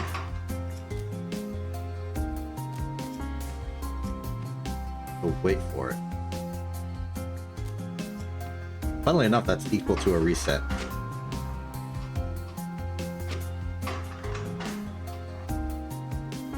And then we can...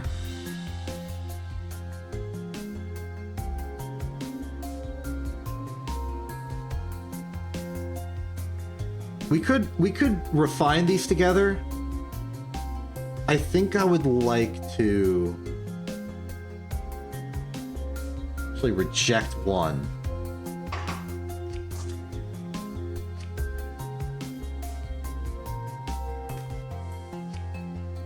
Yes. There's value in this. Okay, I'm about to do some like... I'm going to take my programming wisdom into account here. I'm going to do like a reversing list. This is list reversal, effectively, what I'm trying to do here. At least I'm very happy to finally have some direction on this.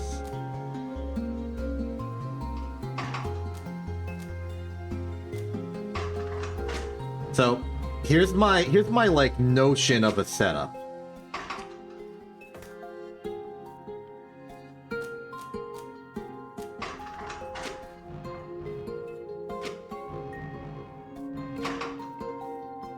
Probably set that up here.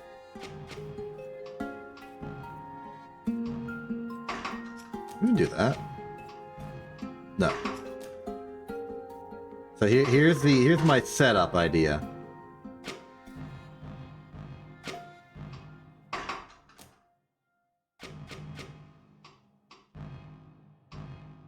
So now we have three very fundamental things. We have a lead, and we have a gold, and we have a quicksilver. My idea here is to almost...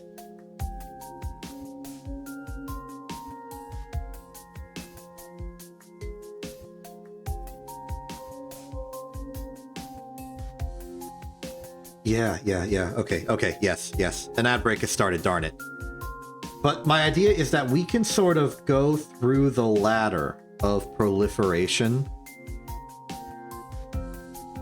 Proliferate a gold, then we can cut that gold and then, like, climb ourselves back up.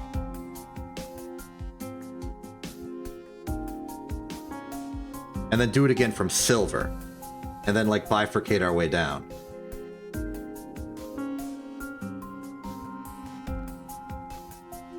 And then that lead will be on standby to effectively cap the end of this. So, final one goes here. We're gonna need a lot of wait time on this, so just do that.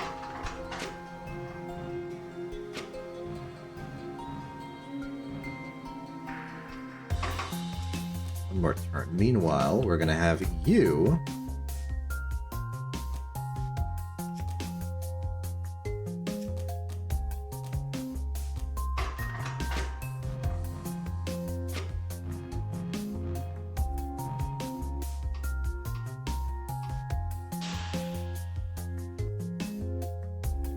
and now we have a gold.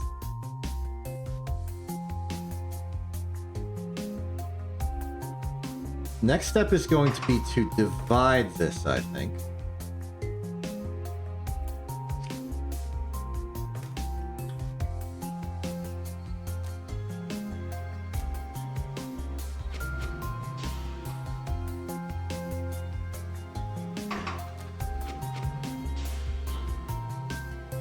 And now we have 2 iron.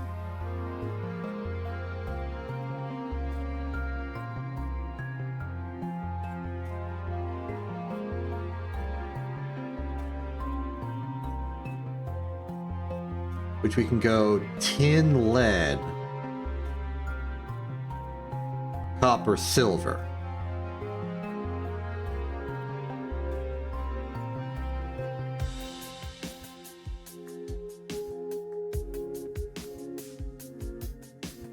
Wait, why bother with this, like, convoluted system of...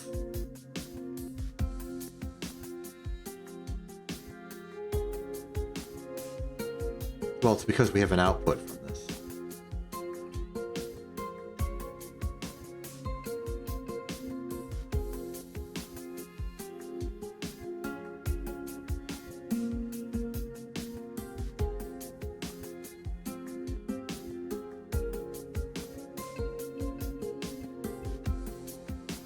But there are plenty of ways to waste Quicksilver. What if we don't need that?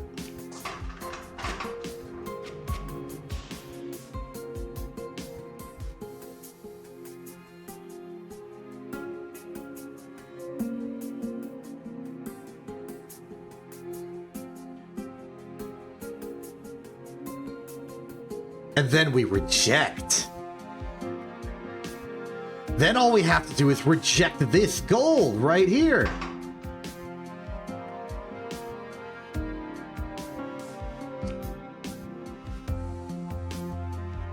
That's our reload.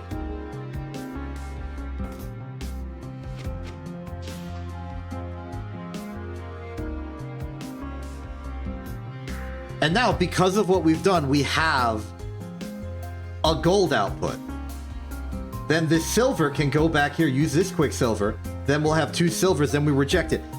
The thing I was trying to do earlier with like an anti-purify is just do rejection, you dummy. The mystery has been solved. We can now play the game.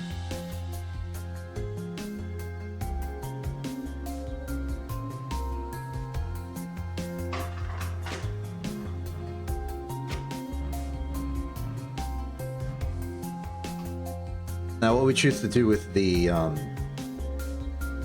that lead is yet to be seen. That might just be the lead in the output. So that's fine. So next up on our list of tricks, we're surrender flaring this. More important, I think no, number 3 doesn't need to do anything past this point. You can just track forward and then reset. Very good.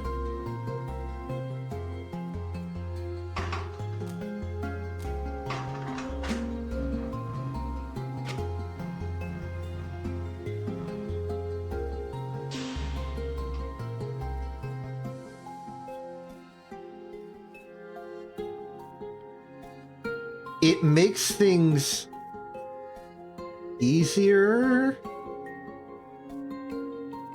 At least I was hoping it would.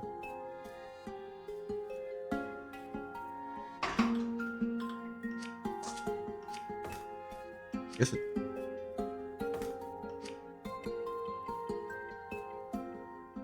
The thing I'm like trying to tackle is how do I get the next Quicksilver? Like, how I need to reject the catalyst and then get it there.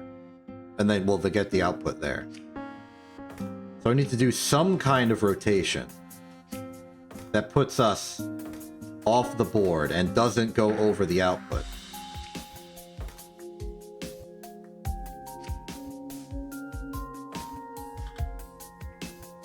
While still having there be space in between. So in my mind, it's something like grab with... Ooh, this is the... I think this is the shape.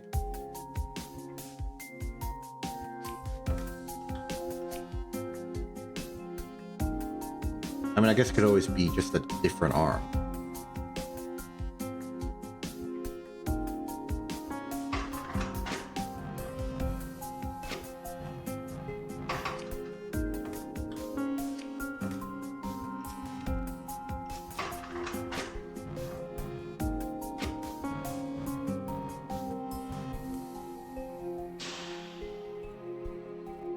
That looks good.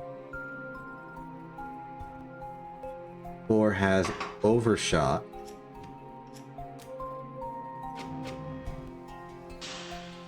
Now we hand over to 5.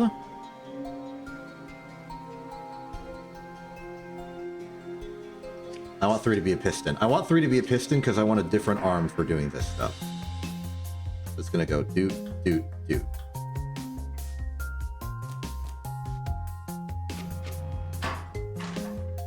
Ah.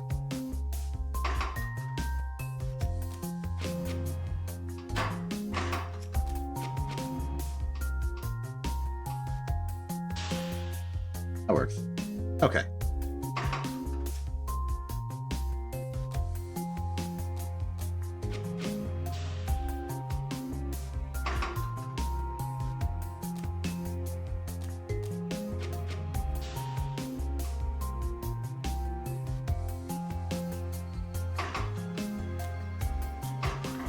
Now we just start producing.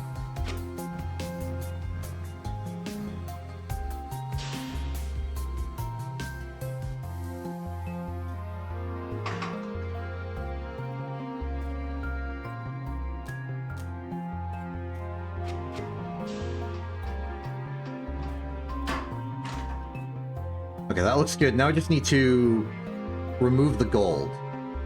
And I think I'm going to remove the gold via gravity.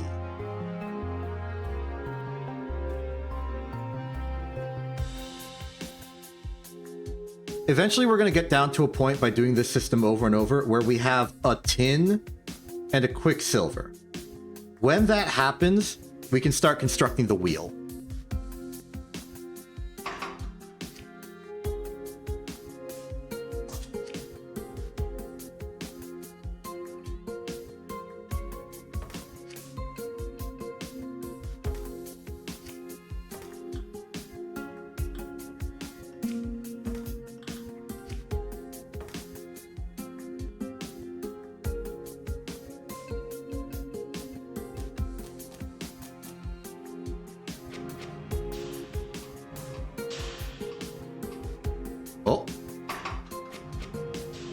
Something's up. It's too late.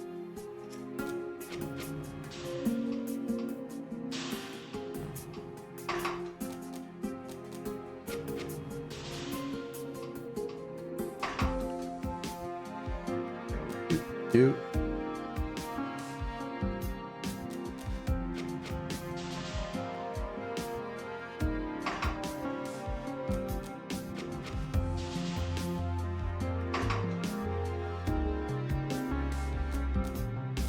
Have that one reversed near the end.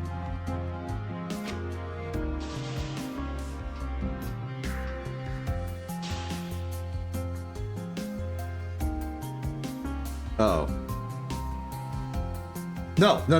This is the termination step. Don't do it.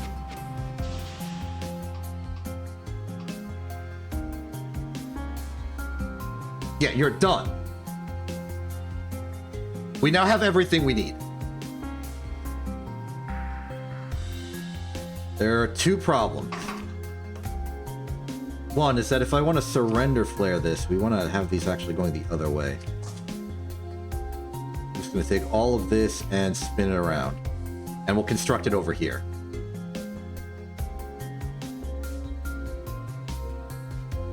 I've accidentally removed this. Let's see this in slow motion.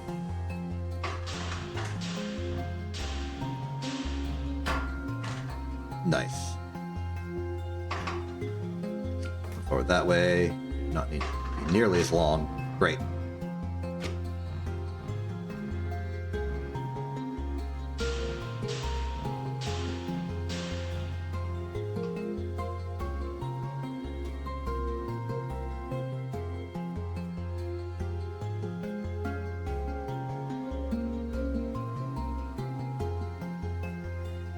So to begin construction,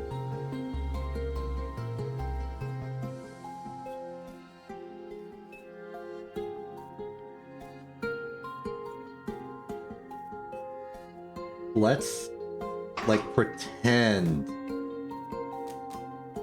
we know what we're doing.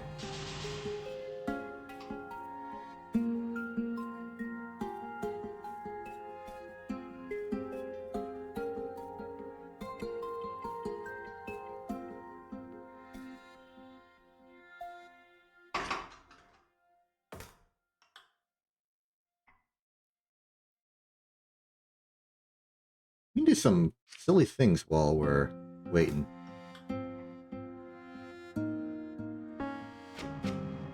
How do you become free? Just about now? Let's move the lead. Let's get the lead out.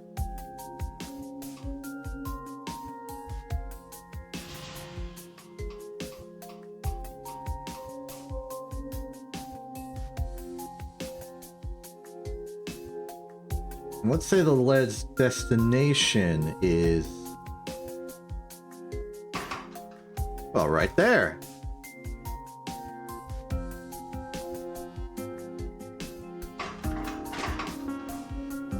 By the way, again, so you can have the Quicksilver available to go in the center and put a length 2 arm to put the tin on the proliferation output slot so it can be picked up.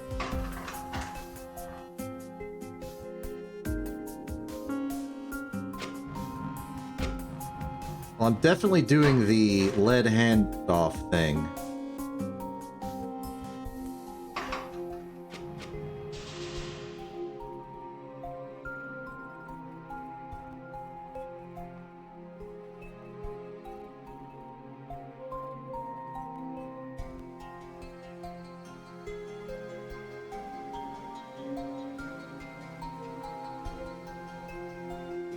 Lead handoff is going to be an inconvenience.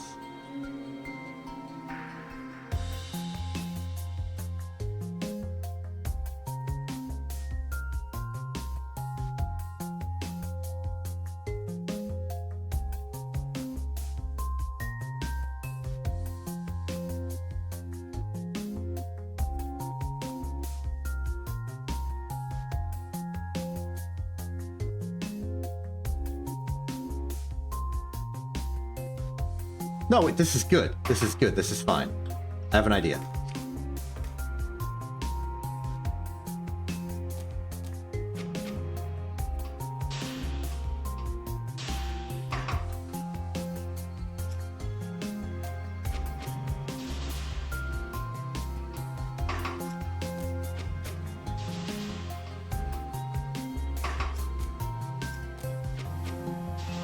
This is the moment. And we do that, then you reset, then you spin around.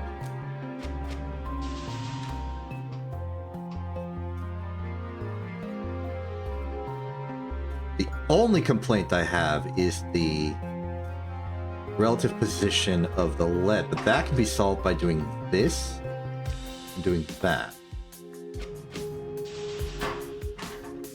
I got hit with the dang acute angle translation issue. Good.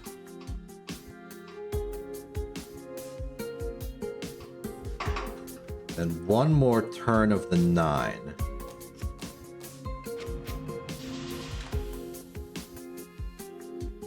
And we are now ready to begin.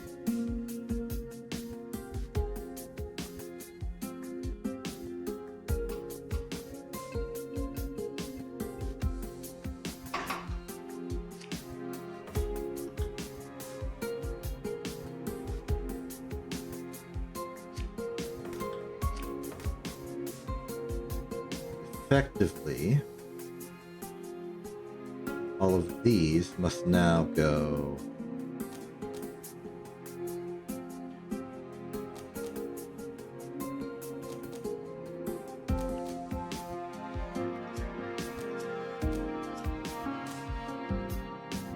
let's just start it like that. One earlier. 11 prepares and begins.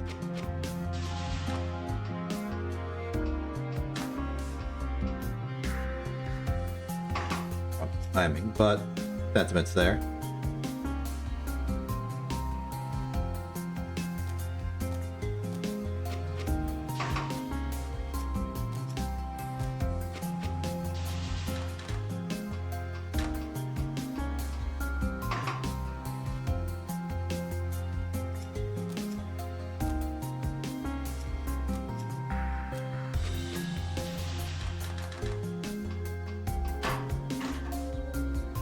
One more spin.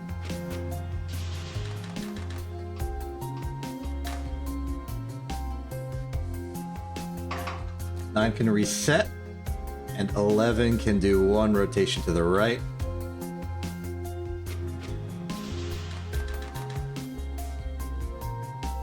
That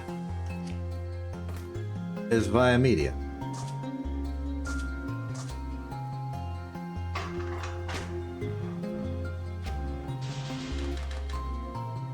You have a point about the rotation. It might be better if I simply did that.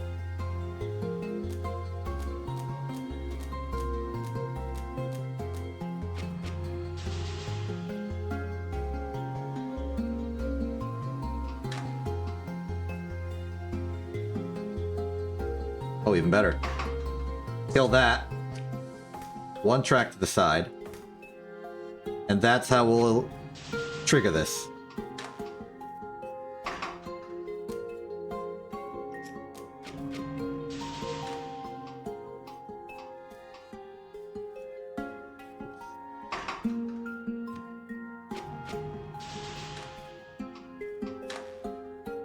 Beautiful. So the way this will work is that we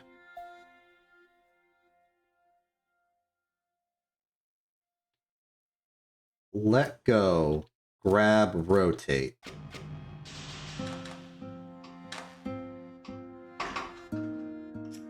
And repeat that. The rotation happens when we let go.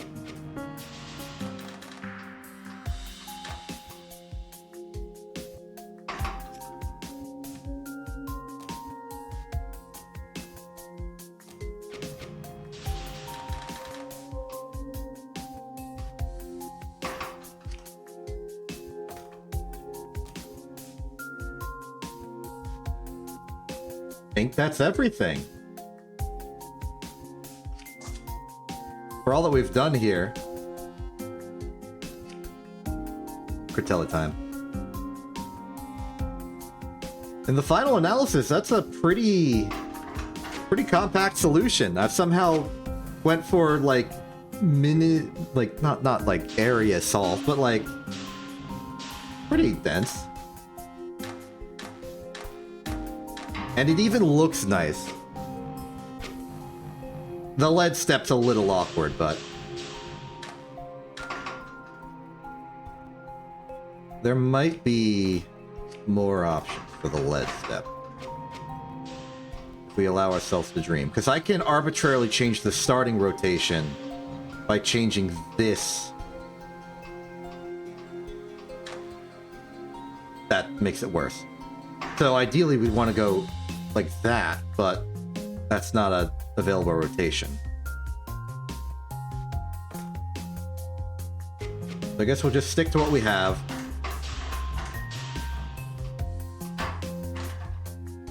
Though perhaps we can...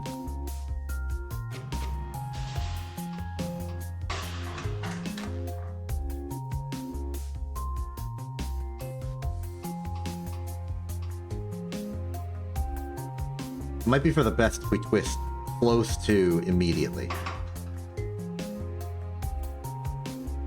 Like there, so. Too early. We get the bond, we twist as if that was how it was. We might even be able to do this, and my only goal for doing this is to make this, like, resulting spin around look nice.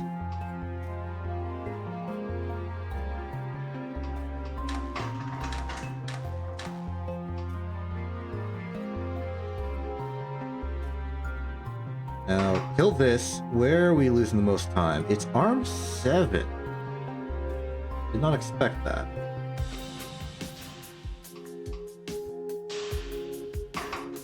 Arm 7 might be able to delay here a little bit.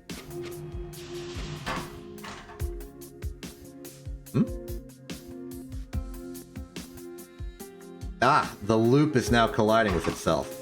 That was a load-bearing delay. And it doesn't like that. The end of it all. That's fine. After grabbing the... Can 8 spin the stuff on the left?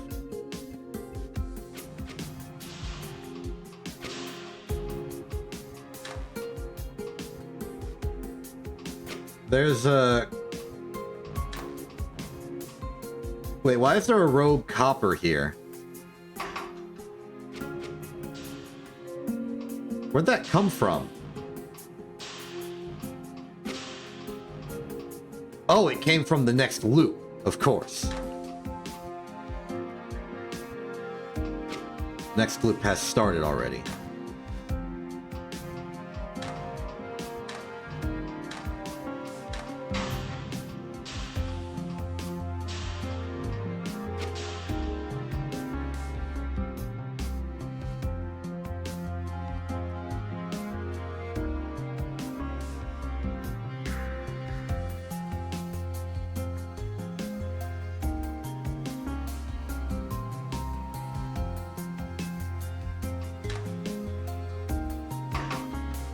Remove that.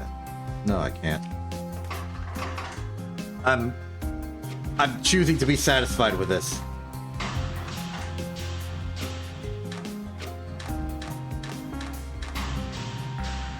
It looks good, it is good, we're fine.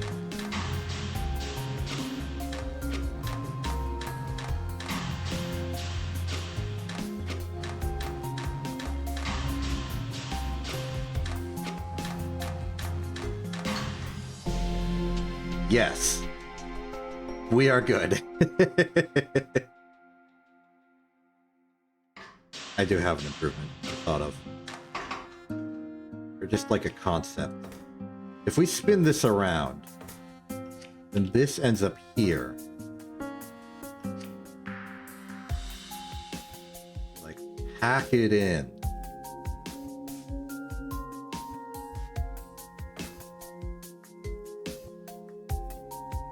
Oh, it's starting to get ugly. You still do that.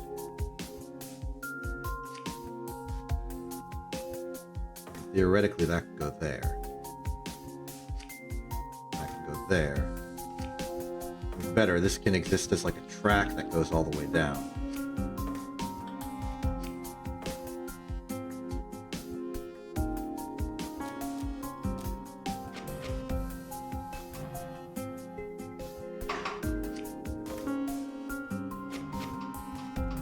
And like that works as normal.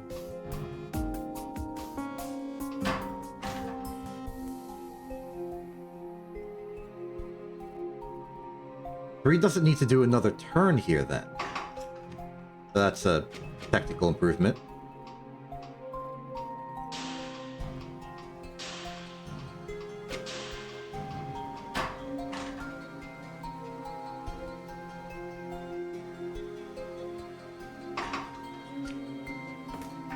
It's becoming a bit of a headache now.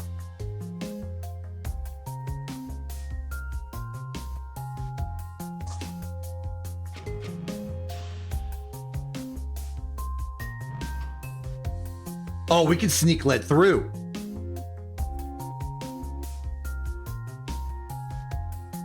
Kind of.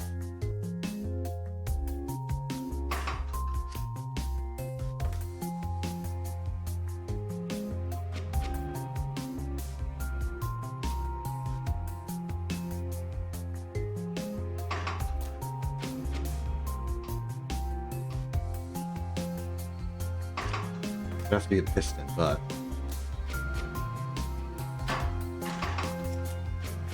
there's a path.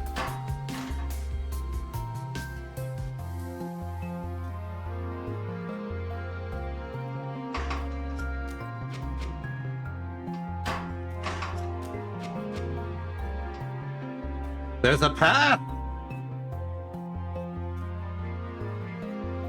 And then honestly, just leave it there. Or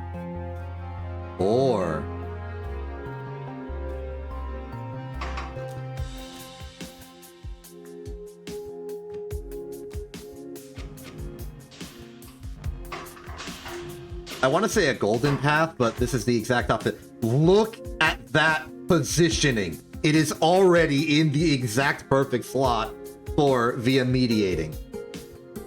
This is beautiful. And now number 8 needs none of that, none of that.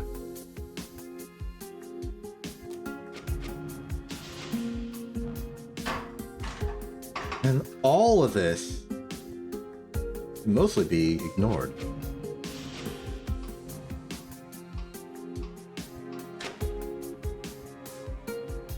Where'd tin at? Where'd the tin go?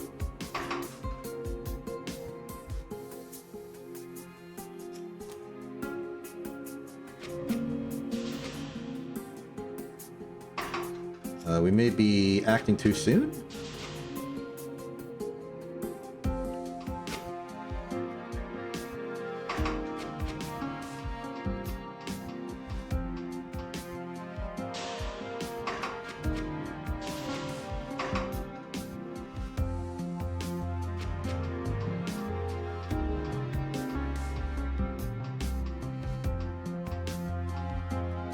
Oh, because we've made this more efficient, Hicks hasn't gotten a chance to start yet.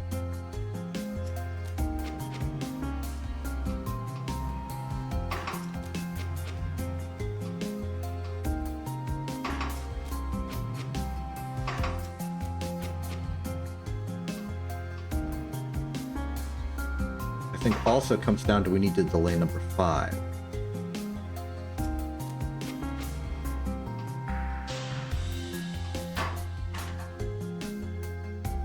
Also means 9 can maybe sneak in sooner now that the window has shifted.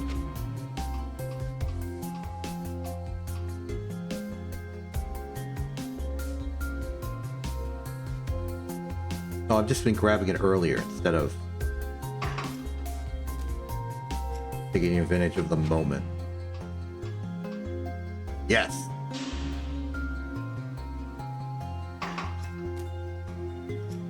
There is a concern that 7 is activating too soon, and it is activating too soon, but it's also activating too soon universally.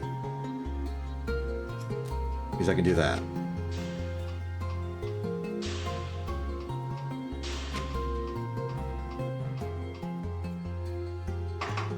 This needs more repeats.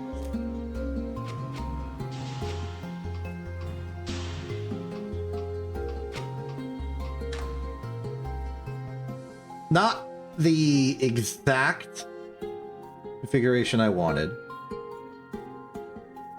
Because I think it'd be cooler if we, like, constructed it from the lead up or the gold down. Seems like now it's going to be a case of the lead up.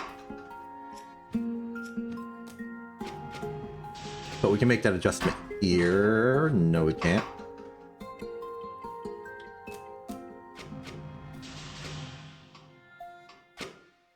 Yes, we can.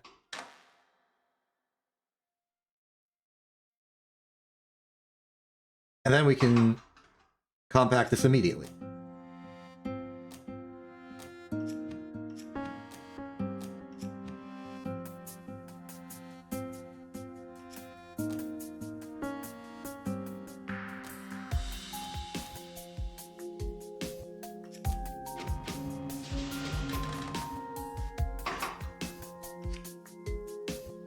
It does have to, in order to reach number 9, something has to be on track. Because if it's over here, well, I suppose 9 could... Huh.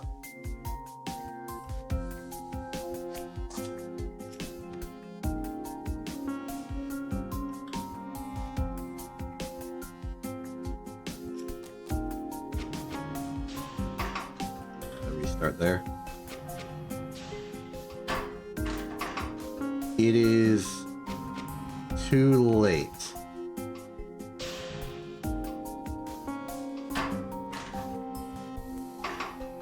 Can it go one earlier? No.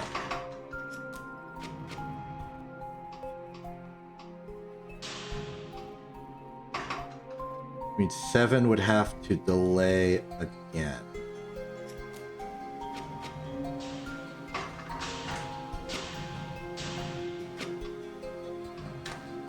And then that rotation is no longer necessary.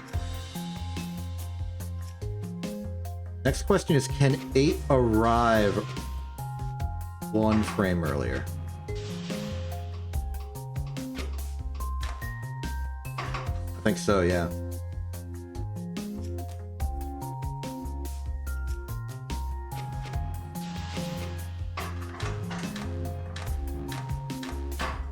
Oop. That one still rotated the other way.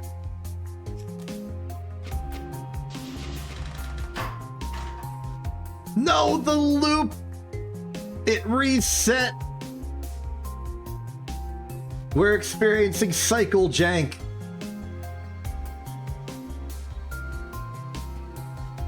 Yeah. The solution's actually pretty simple. We build like that.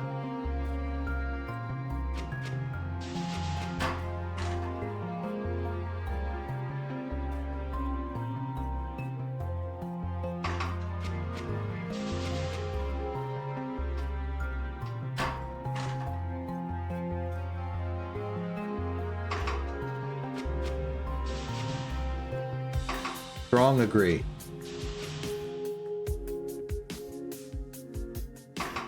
We could do this earlier.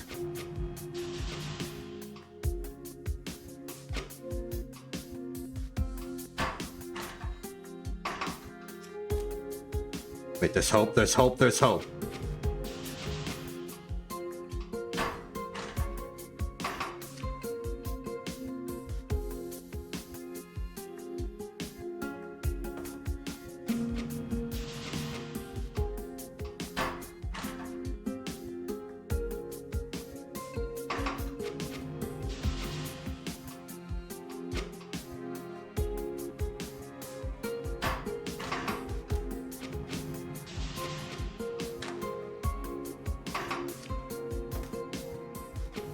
There's a problem with this, and we lose... It's because we lose style is the problem.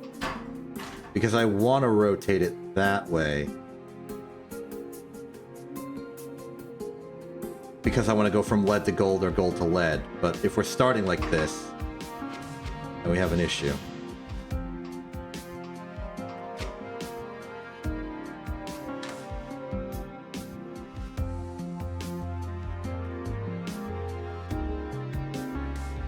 Because now the chirality is backwards, and we can't just, like, innately fix it, because that's locked to the fact that 9 puts the lead here, and gold comes out here.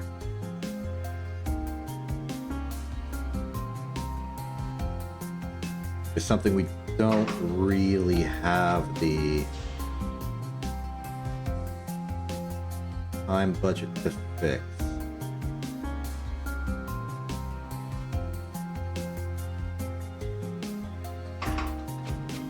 So we lose the style.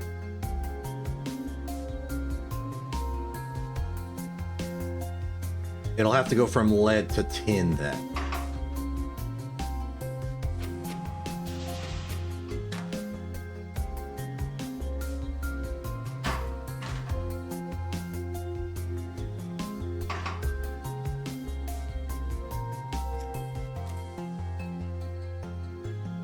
We can't, because that 7 is still holding on to the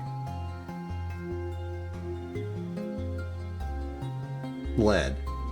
So we actually have a much graver problem here.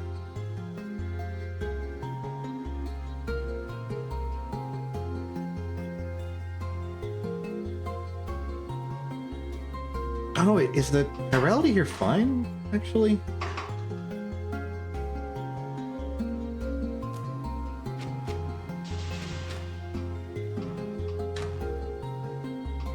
It is. What was I?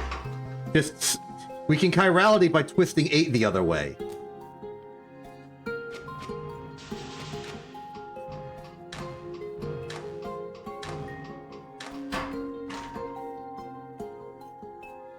The last one must wait. It can't.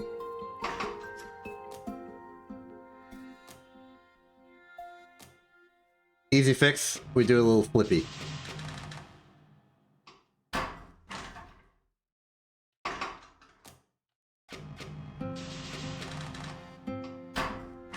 Darn it!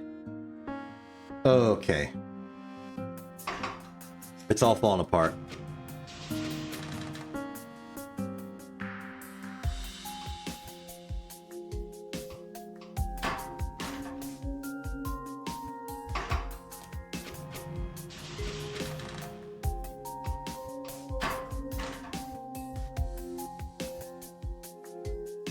Yeah.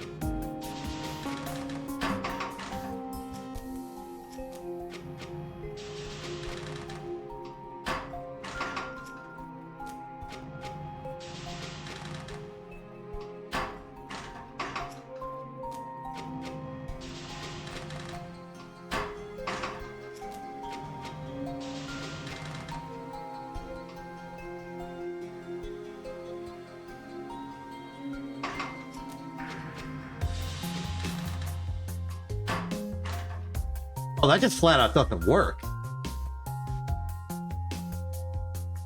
Huh.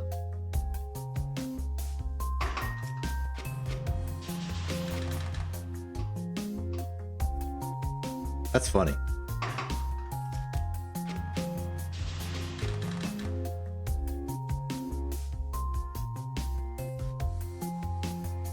Yeah, there's the media.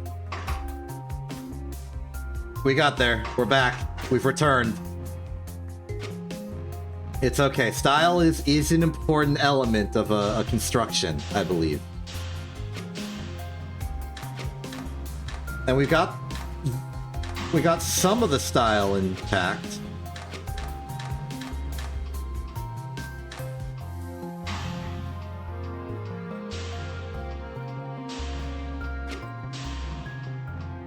In fact, if we're willing to...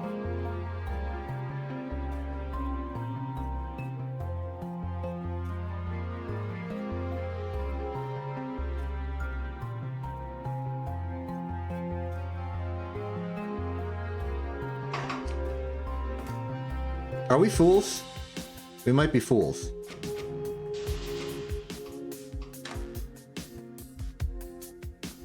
Because if we're willing to, like, make a cycle happen, just do that. And then, just wait one.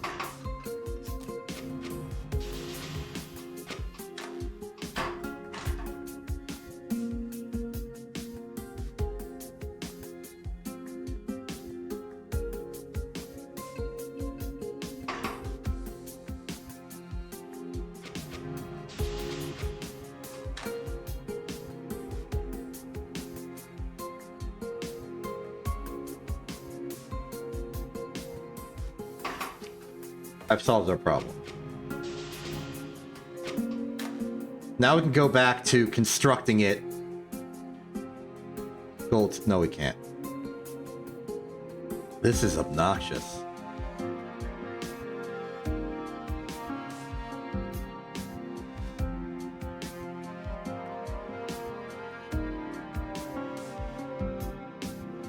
It can't, because now 8 also has to go clockwise. Which it can't do because 7 will grab this. It will grab the gold again. You still can't see my cursor. 7 will re-grab while 8's turning it. That won't work.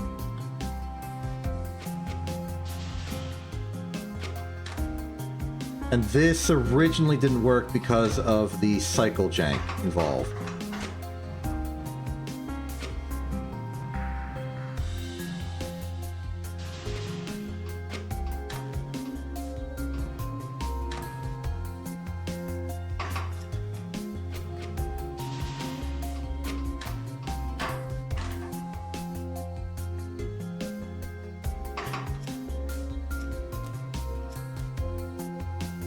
Maybe it's fast enough now.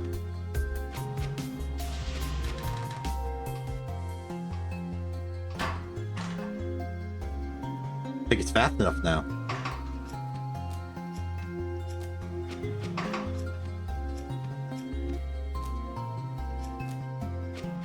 No, that's about to lower the cycles. No. It's because 7's the bottleneck that this doesn't work. We make 7 faster to, like, account for it, and it just makes this Quicksilver arrive sooner.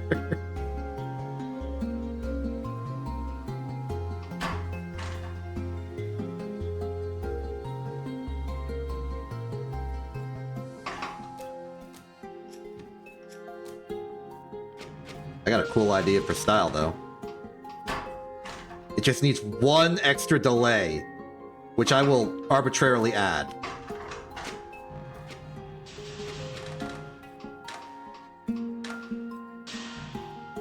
Now that's an output.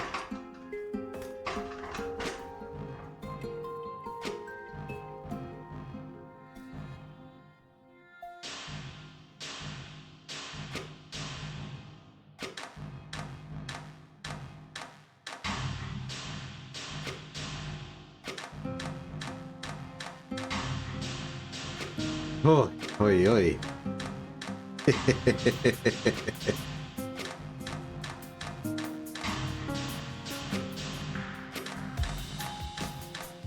Not a bad solve, all things considered.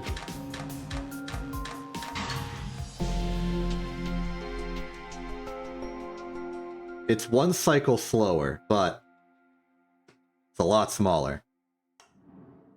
Great. Well, it's been 2 hours and 45 minutes. I think I will go with my plan.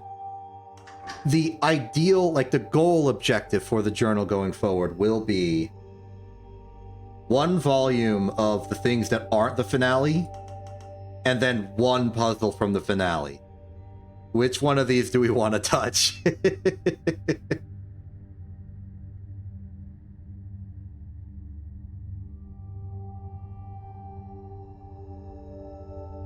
You know what? You're here. You're on this list. Let's see what the lapis has involved. Okay, interesting. Where's our Van Berlo wheel, of course?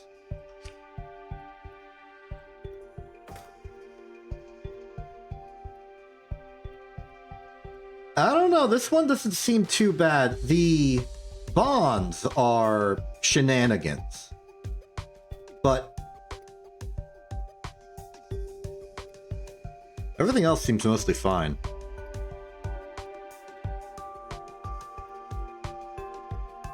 Like, for some reason, you have decided, hey, let's, Oh.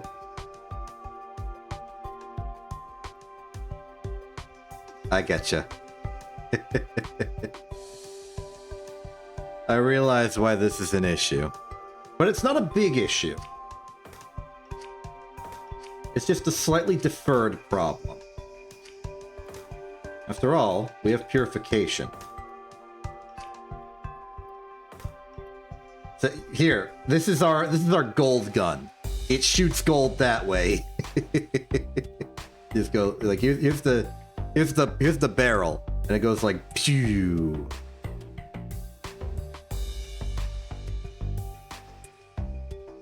I like this because it's kind of like the legs that it stands on.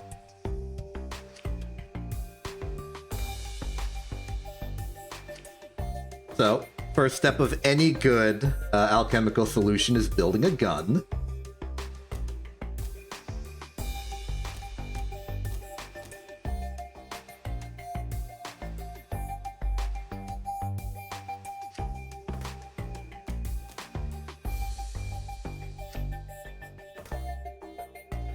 You know what? We need like a...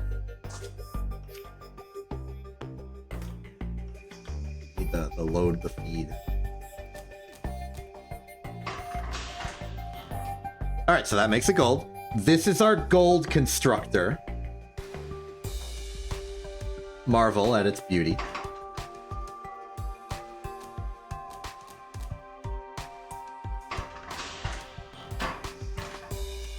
Oh.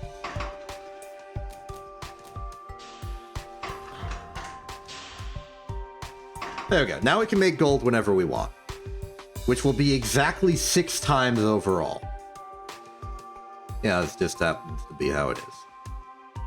So, prep this. Keep this in storage. Let's start building something else. First on the docket is some Van Bitterlo. And I don't think the Van Berlo is actually going to be that big of a hassle.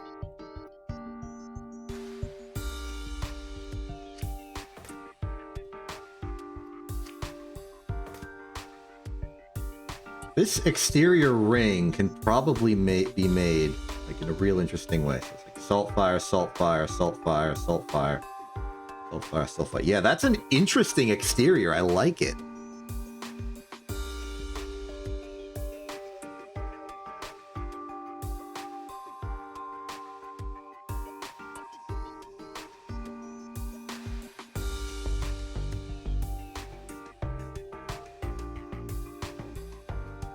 I'm gonna make this in phases, theoretically. But we could also just ignore the bonds. I'm trying to ignore them completely. I think I'd like to try and make this with like one fraud bond. Just to keep it running.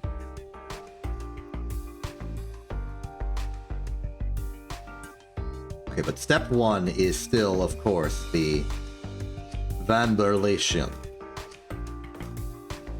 And I'm going to try and make it universally applicable.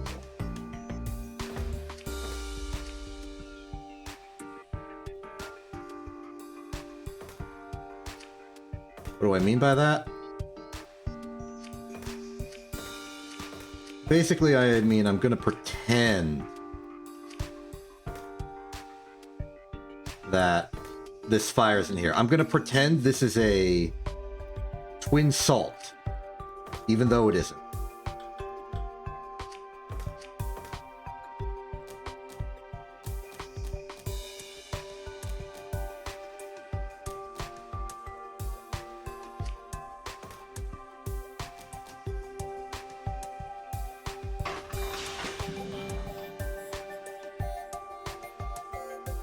And then these will be exported to here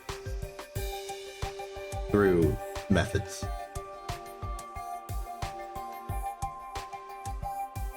Now the double to there would be real nice to do, but I think we need to get to the far one first.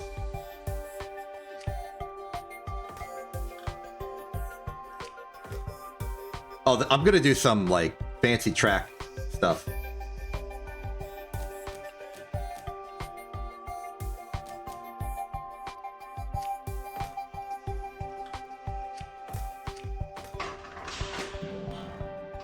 Yeah, so that's good.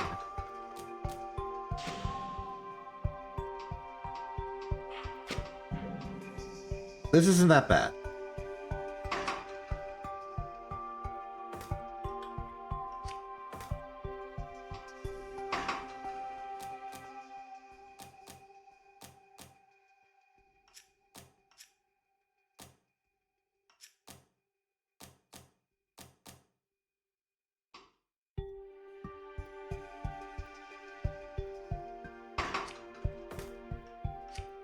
Sauce for this is that we do that track and then we do this track, and now we are all set to go mostly.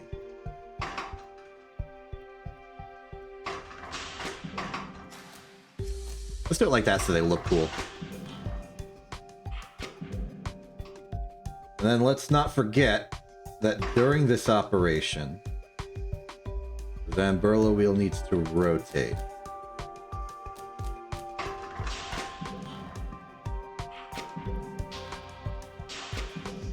I like it.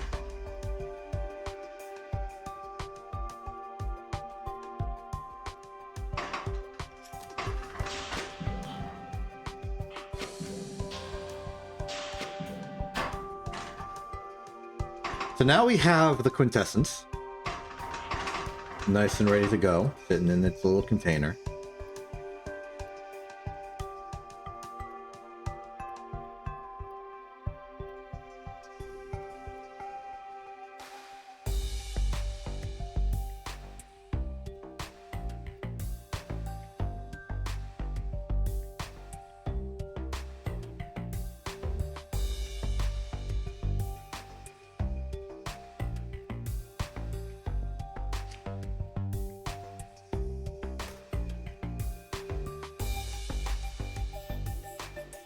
There's some options here.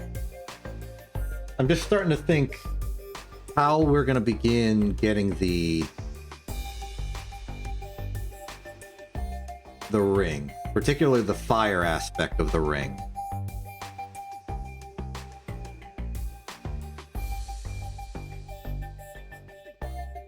I see a potential in a sort of trapezoid. So hypothetically, let's just say 5 and 6 does their thing, and then we just quickly take one out.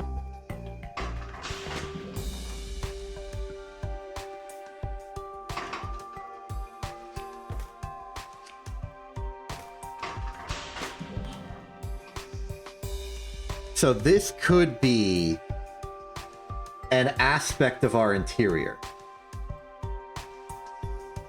If we look here, we can see I'm trying to make this section right here, this sort of like fire, salt, gold bit. And then on the second time around, we can then, instead of doing that, put the gold at the start and make a gold fire salt. That's sort of how I'm envisioning this.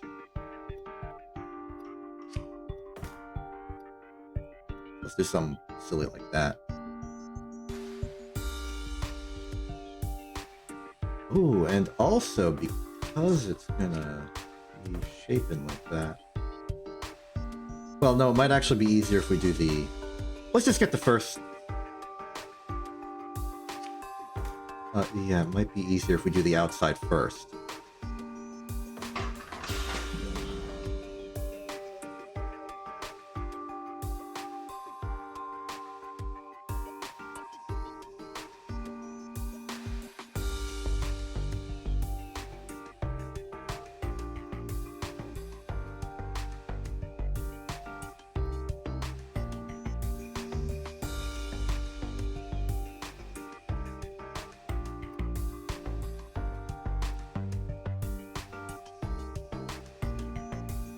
Trying to see if there's any slick geometry to get it to the other side.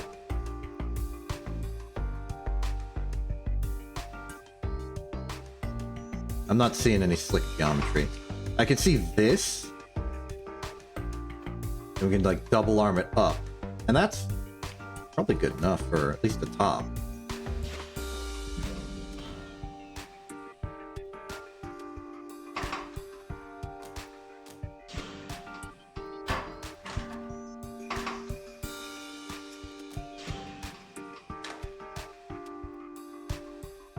Okay. And then...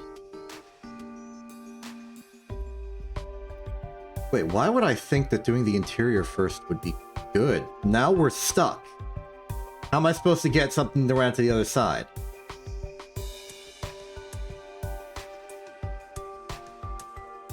Cool that I am.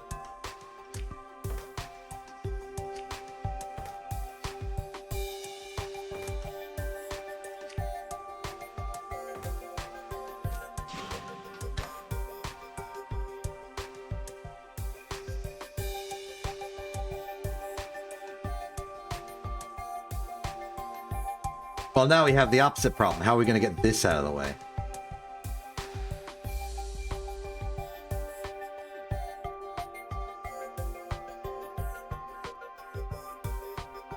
That's an easier problem if you prep for it.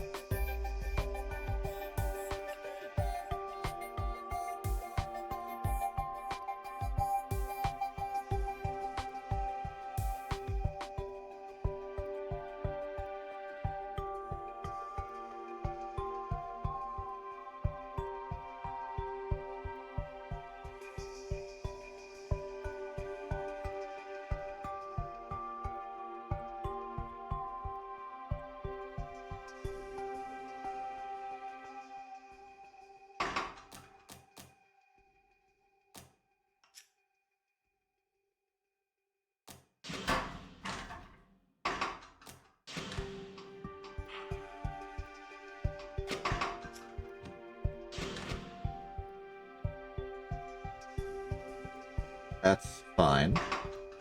Let's make another gold. Ooh. We need one delay.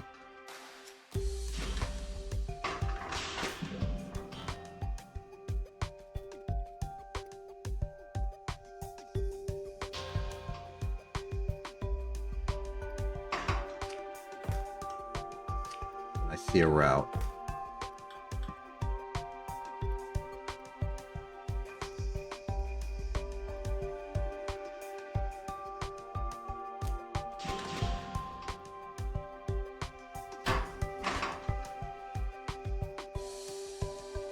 Hard to see the relative timings of this so far away. Now's when we grab.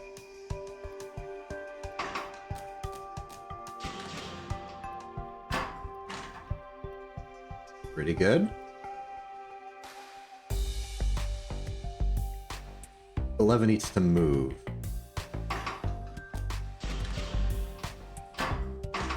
Needs to move sooner. 11 needs to move very quickly. Darn it.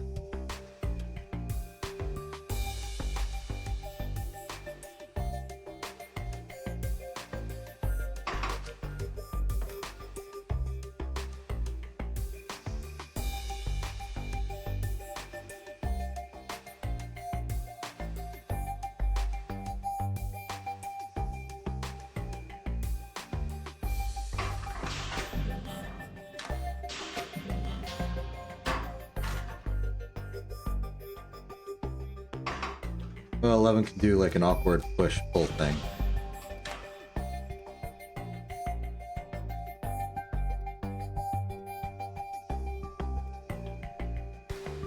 Well, now what?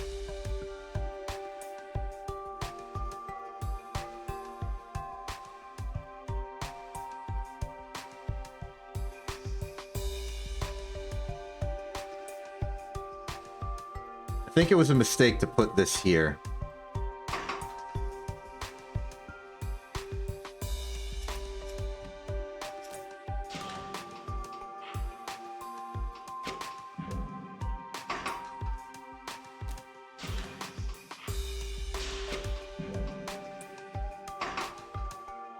Can I put this sooner now?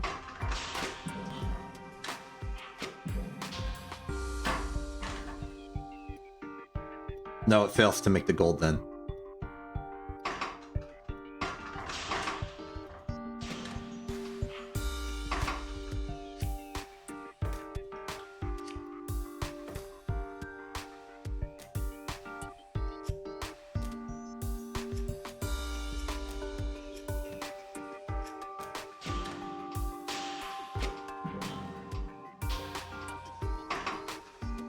Now that we're making the gold sooner, we can then have number 13 pick it up sooner. Oh wait, the problem solved itself then. In, left, forward. Just round the corner. And then, is there...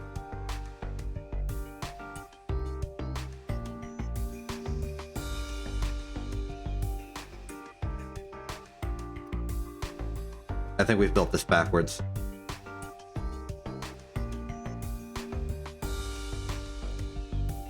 Yeah, we made the interior before the exterior, and now we know why we would want to.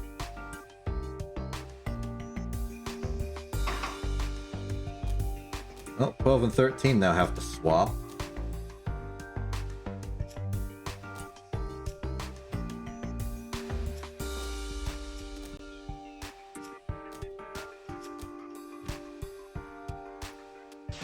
Could that just work? That could, though.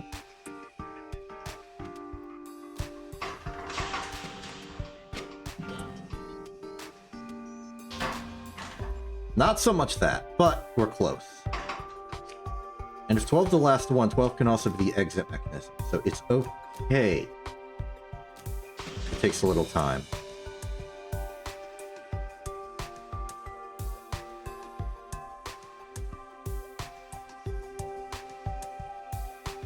Okay, additional bonus. We know how to attach these now.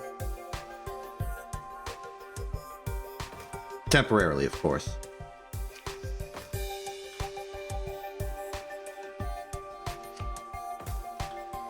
Bring him down.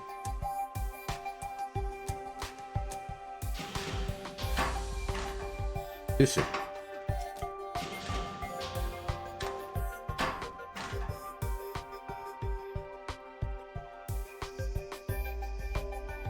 $11, your contributions are not needed.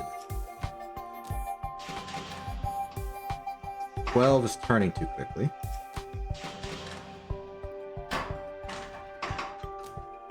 And we are good.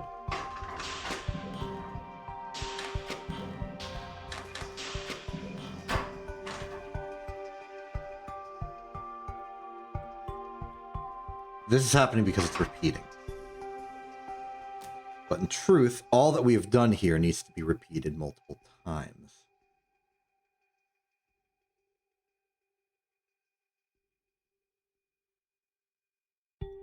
So 5, 6, 7, 8, 9, 10 are all part of that. 11 is the catalyst. So let's make our block. We want to repeat these 3 times. Starting here, we want to do another run of the golden gun.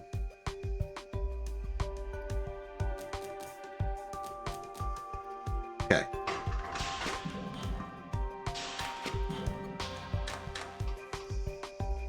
All right. With that prepared,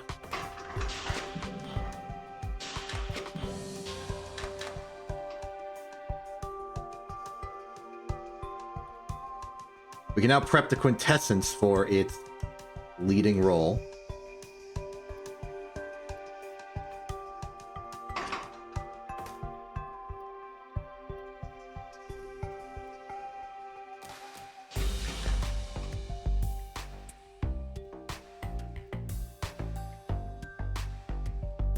Let's go there.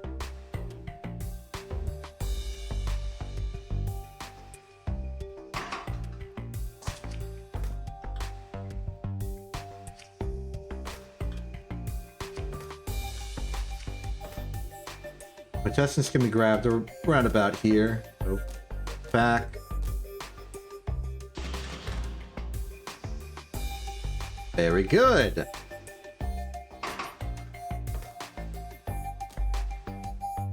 And then this needs to be added to the loop system.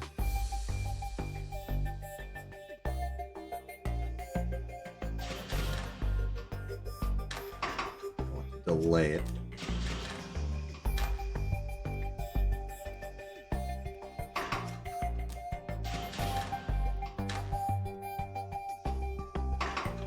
Twist, twist, twist, twist.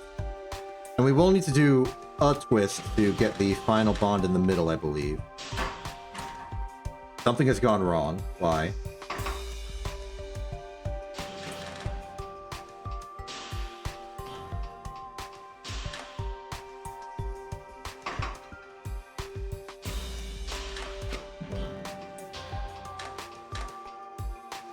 Something is wrong with the golden gun.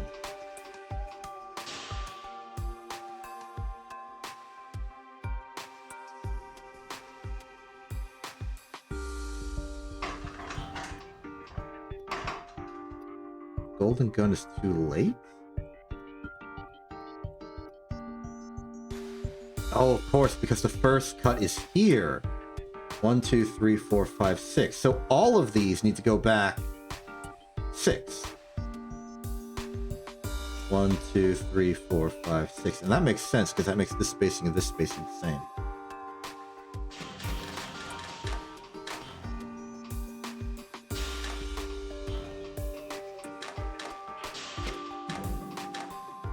You were saying about number 15?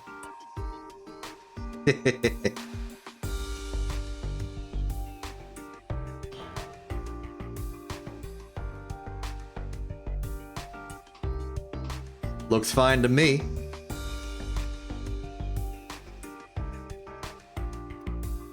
All right, now it's just a matter of the bonds.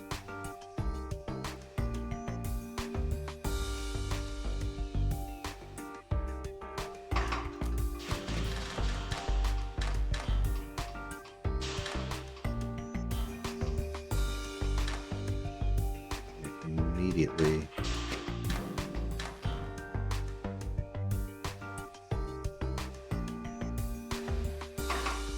Let's see what we have to work with here. We want this bond, and this bond.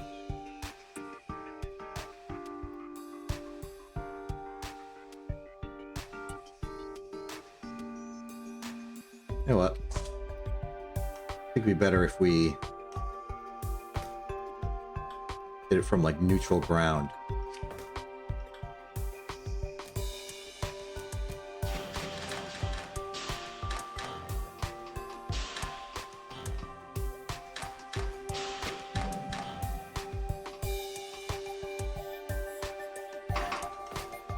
Alright. So from here, we should have the luxury of just being able to bond together whatever we want. So I'm going to start with getting the golds attached radially to the center. The salts need to become a coherent unit. And we do not have any room to adjust anything else right now.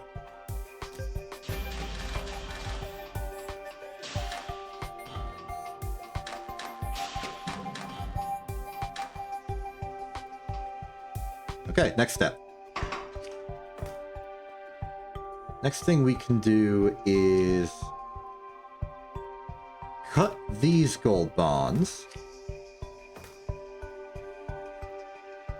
Would love to make that bond, but we don't have the space.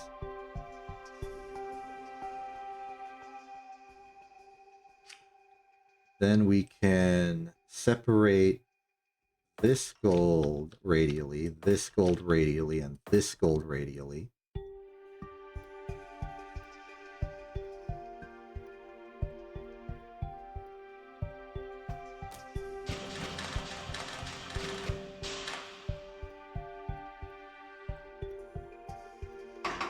Now we want to connect. And then following that, I think the only thing we'll need to do is cut the little bit of gold mess.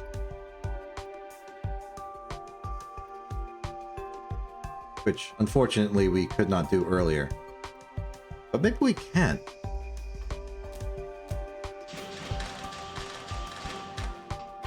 On the assumption that I can find a way to do it earlier.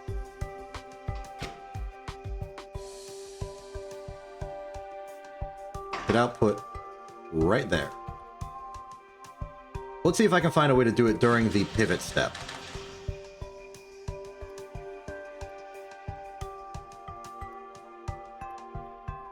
I think I can. In fact, I think it's easy.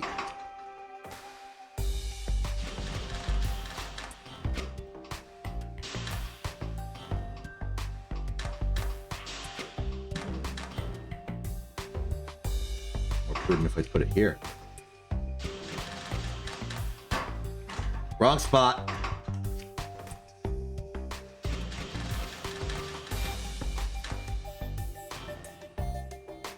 Oh, 16 wants to do one more pivot before leaving. Get that.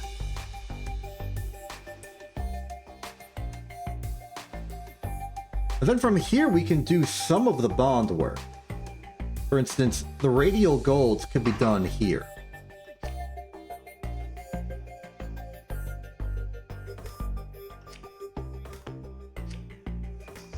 What else could be done here?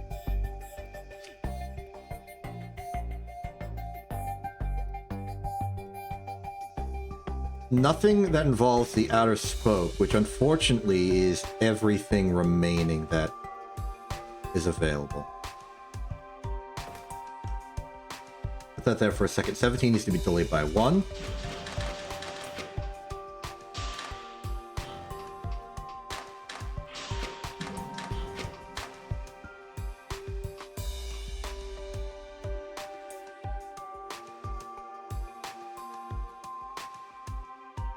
Now everything we've done previously now needs to be adjusted by 1 rotation.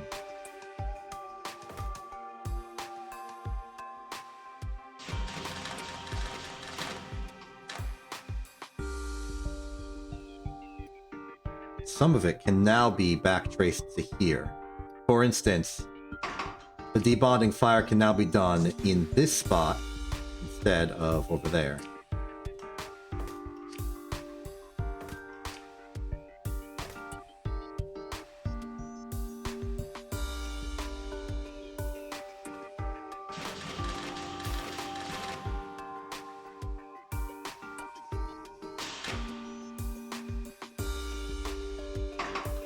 Delete these, delete these, delete these.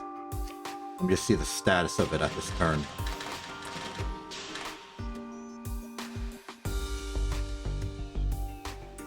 I think we might be able to dump it early. take a sec. There, and there. And I think that is the full construct now ready. A little ahead of schedule.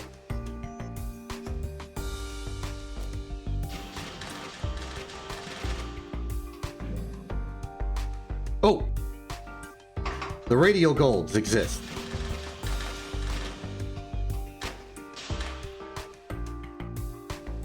This bond needs to get destroyed, but fortunately we have room for it here. Now are we good? Yes, we are. Okay. Follow through.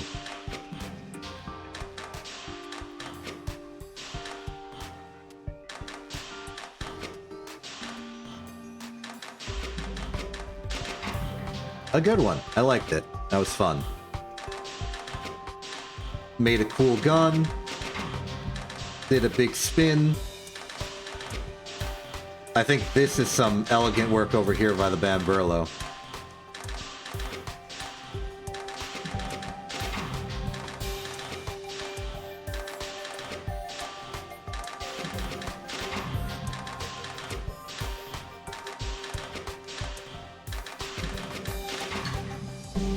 Good stuff. Not particularly stand out, but I think we got a solid solve. You haven't solved your own puzzle? Well, I guess it was a two-person effort. I guess only one of you had to solve it. Good stuff. Okay, well, I started this stream late in order to coincide with an event that Estelle is doing right now. Not that I think that it actually matters to anything. Also, I spent the early part of the day working on the weekly. You know what I'm sad about? The fact that you were here live for this solve of everything means that you're not going to put a comment on the YouTube VOD. I look forward to those. But you've already said all your opinions here because it happened live and in person. That's fine. Let's do a nice, relaxing exhale of Sigmar's Garden, because we gotta do some Sigmar's Garden.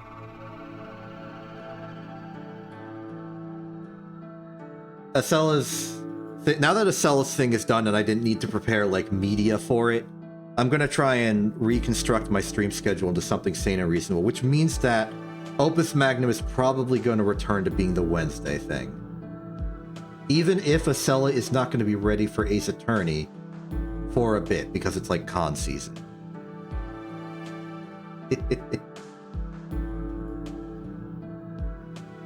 But Wednesday is sort of my, like, chill game day, because it's the day I typically have to stream twice. One for my own stream and one for the Acella Ace Attorney collab. So there's lead. We need to get to lead. Tin's there, so we have to get to lead through there, so I'm feeling pretty confident about clearing that water immediately. We need a Morse. There's a Morse there for when we clear the earth, which is actually a forced move. So we could Vita Morse, cut to there, and get lead. Tin is available for free. What happens next? Iron is available for free. Then copper is here, which we have to get through via here. Unless we clear that Quicksilver. Let's see, what Quicksilvers are easy to get to? This one's, like, forced. This one's easy. This one's easy, provided we can get another water.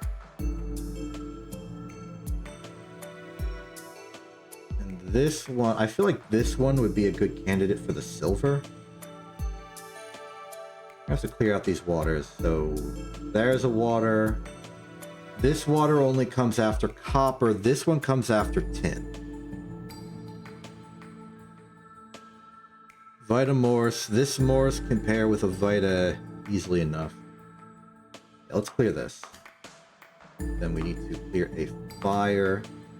And we need to make progress this way, because we want that water. So I think clear this air. To make getting to this copper easy, I want to use this Quicksilver now. Then we have the fire, which gets us to this water now available. 4 waters remaining. This water and this water, this water and this water. Once we clear copper and we clear out one single earth, the water will be off the board. So this is fine. Then this Morse, this Quicksilver is load bearing to the Morse. You can't see my cursor. This is horrendous. Okay, next stream, I'm gonna have to swap back and forth between compatibility layers just so I can get my cursor back for the Opus Magnum streams, but be able to record GIFs for the Opus Magnum, you know, week, like just making GIFs also. That's gonna be inconvenient. Fortunately, the actual like swapping of compatibility layers is pretty easy, and Steam automatically like moves the relevant configuration files around. Which is to say, renames the directory they're in so it works, but, you know, same difference. It's all just registers and, like, circuits under the board.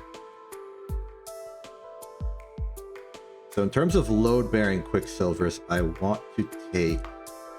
This one's not really load-bearing until silver needs to be cleared. So the only load-bearing Quicksilver that truly exists is that one.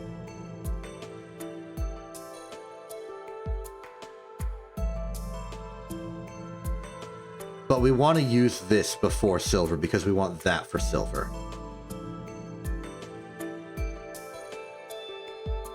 So use it now. Then this can go to copper, and then we use that for silver. Which means we need to get to it.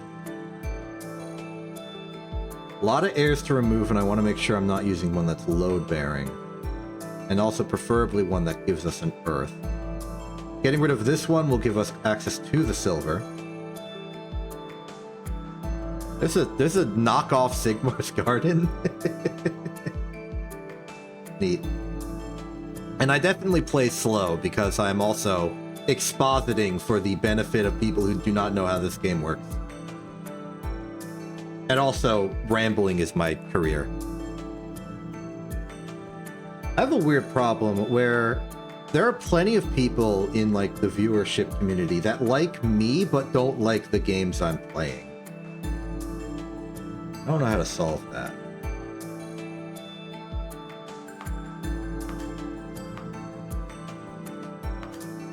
It's an awkward problem. 4 fires remaining, 1 Vitam Morse here. Fires are off the board, the metals are cleared. Air's off the board. Vitam Morse. Earth. Vitam Morse. Earth. Salt. Gold. There we go. Wait, does this mean I had my 150th Sigmar's Garden win during the Verdigris Glaze celebration stream? That's funny. The stars aligned for that.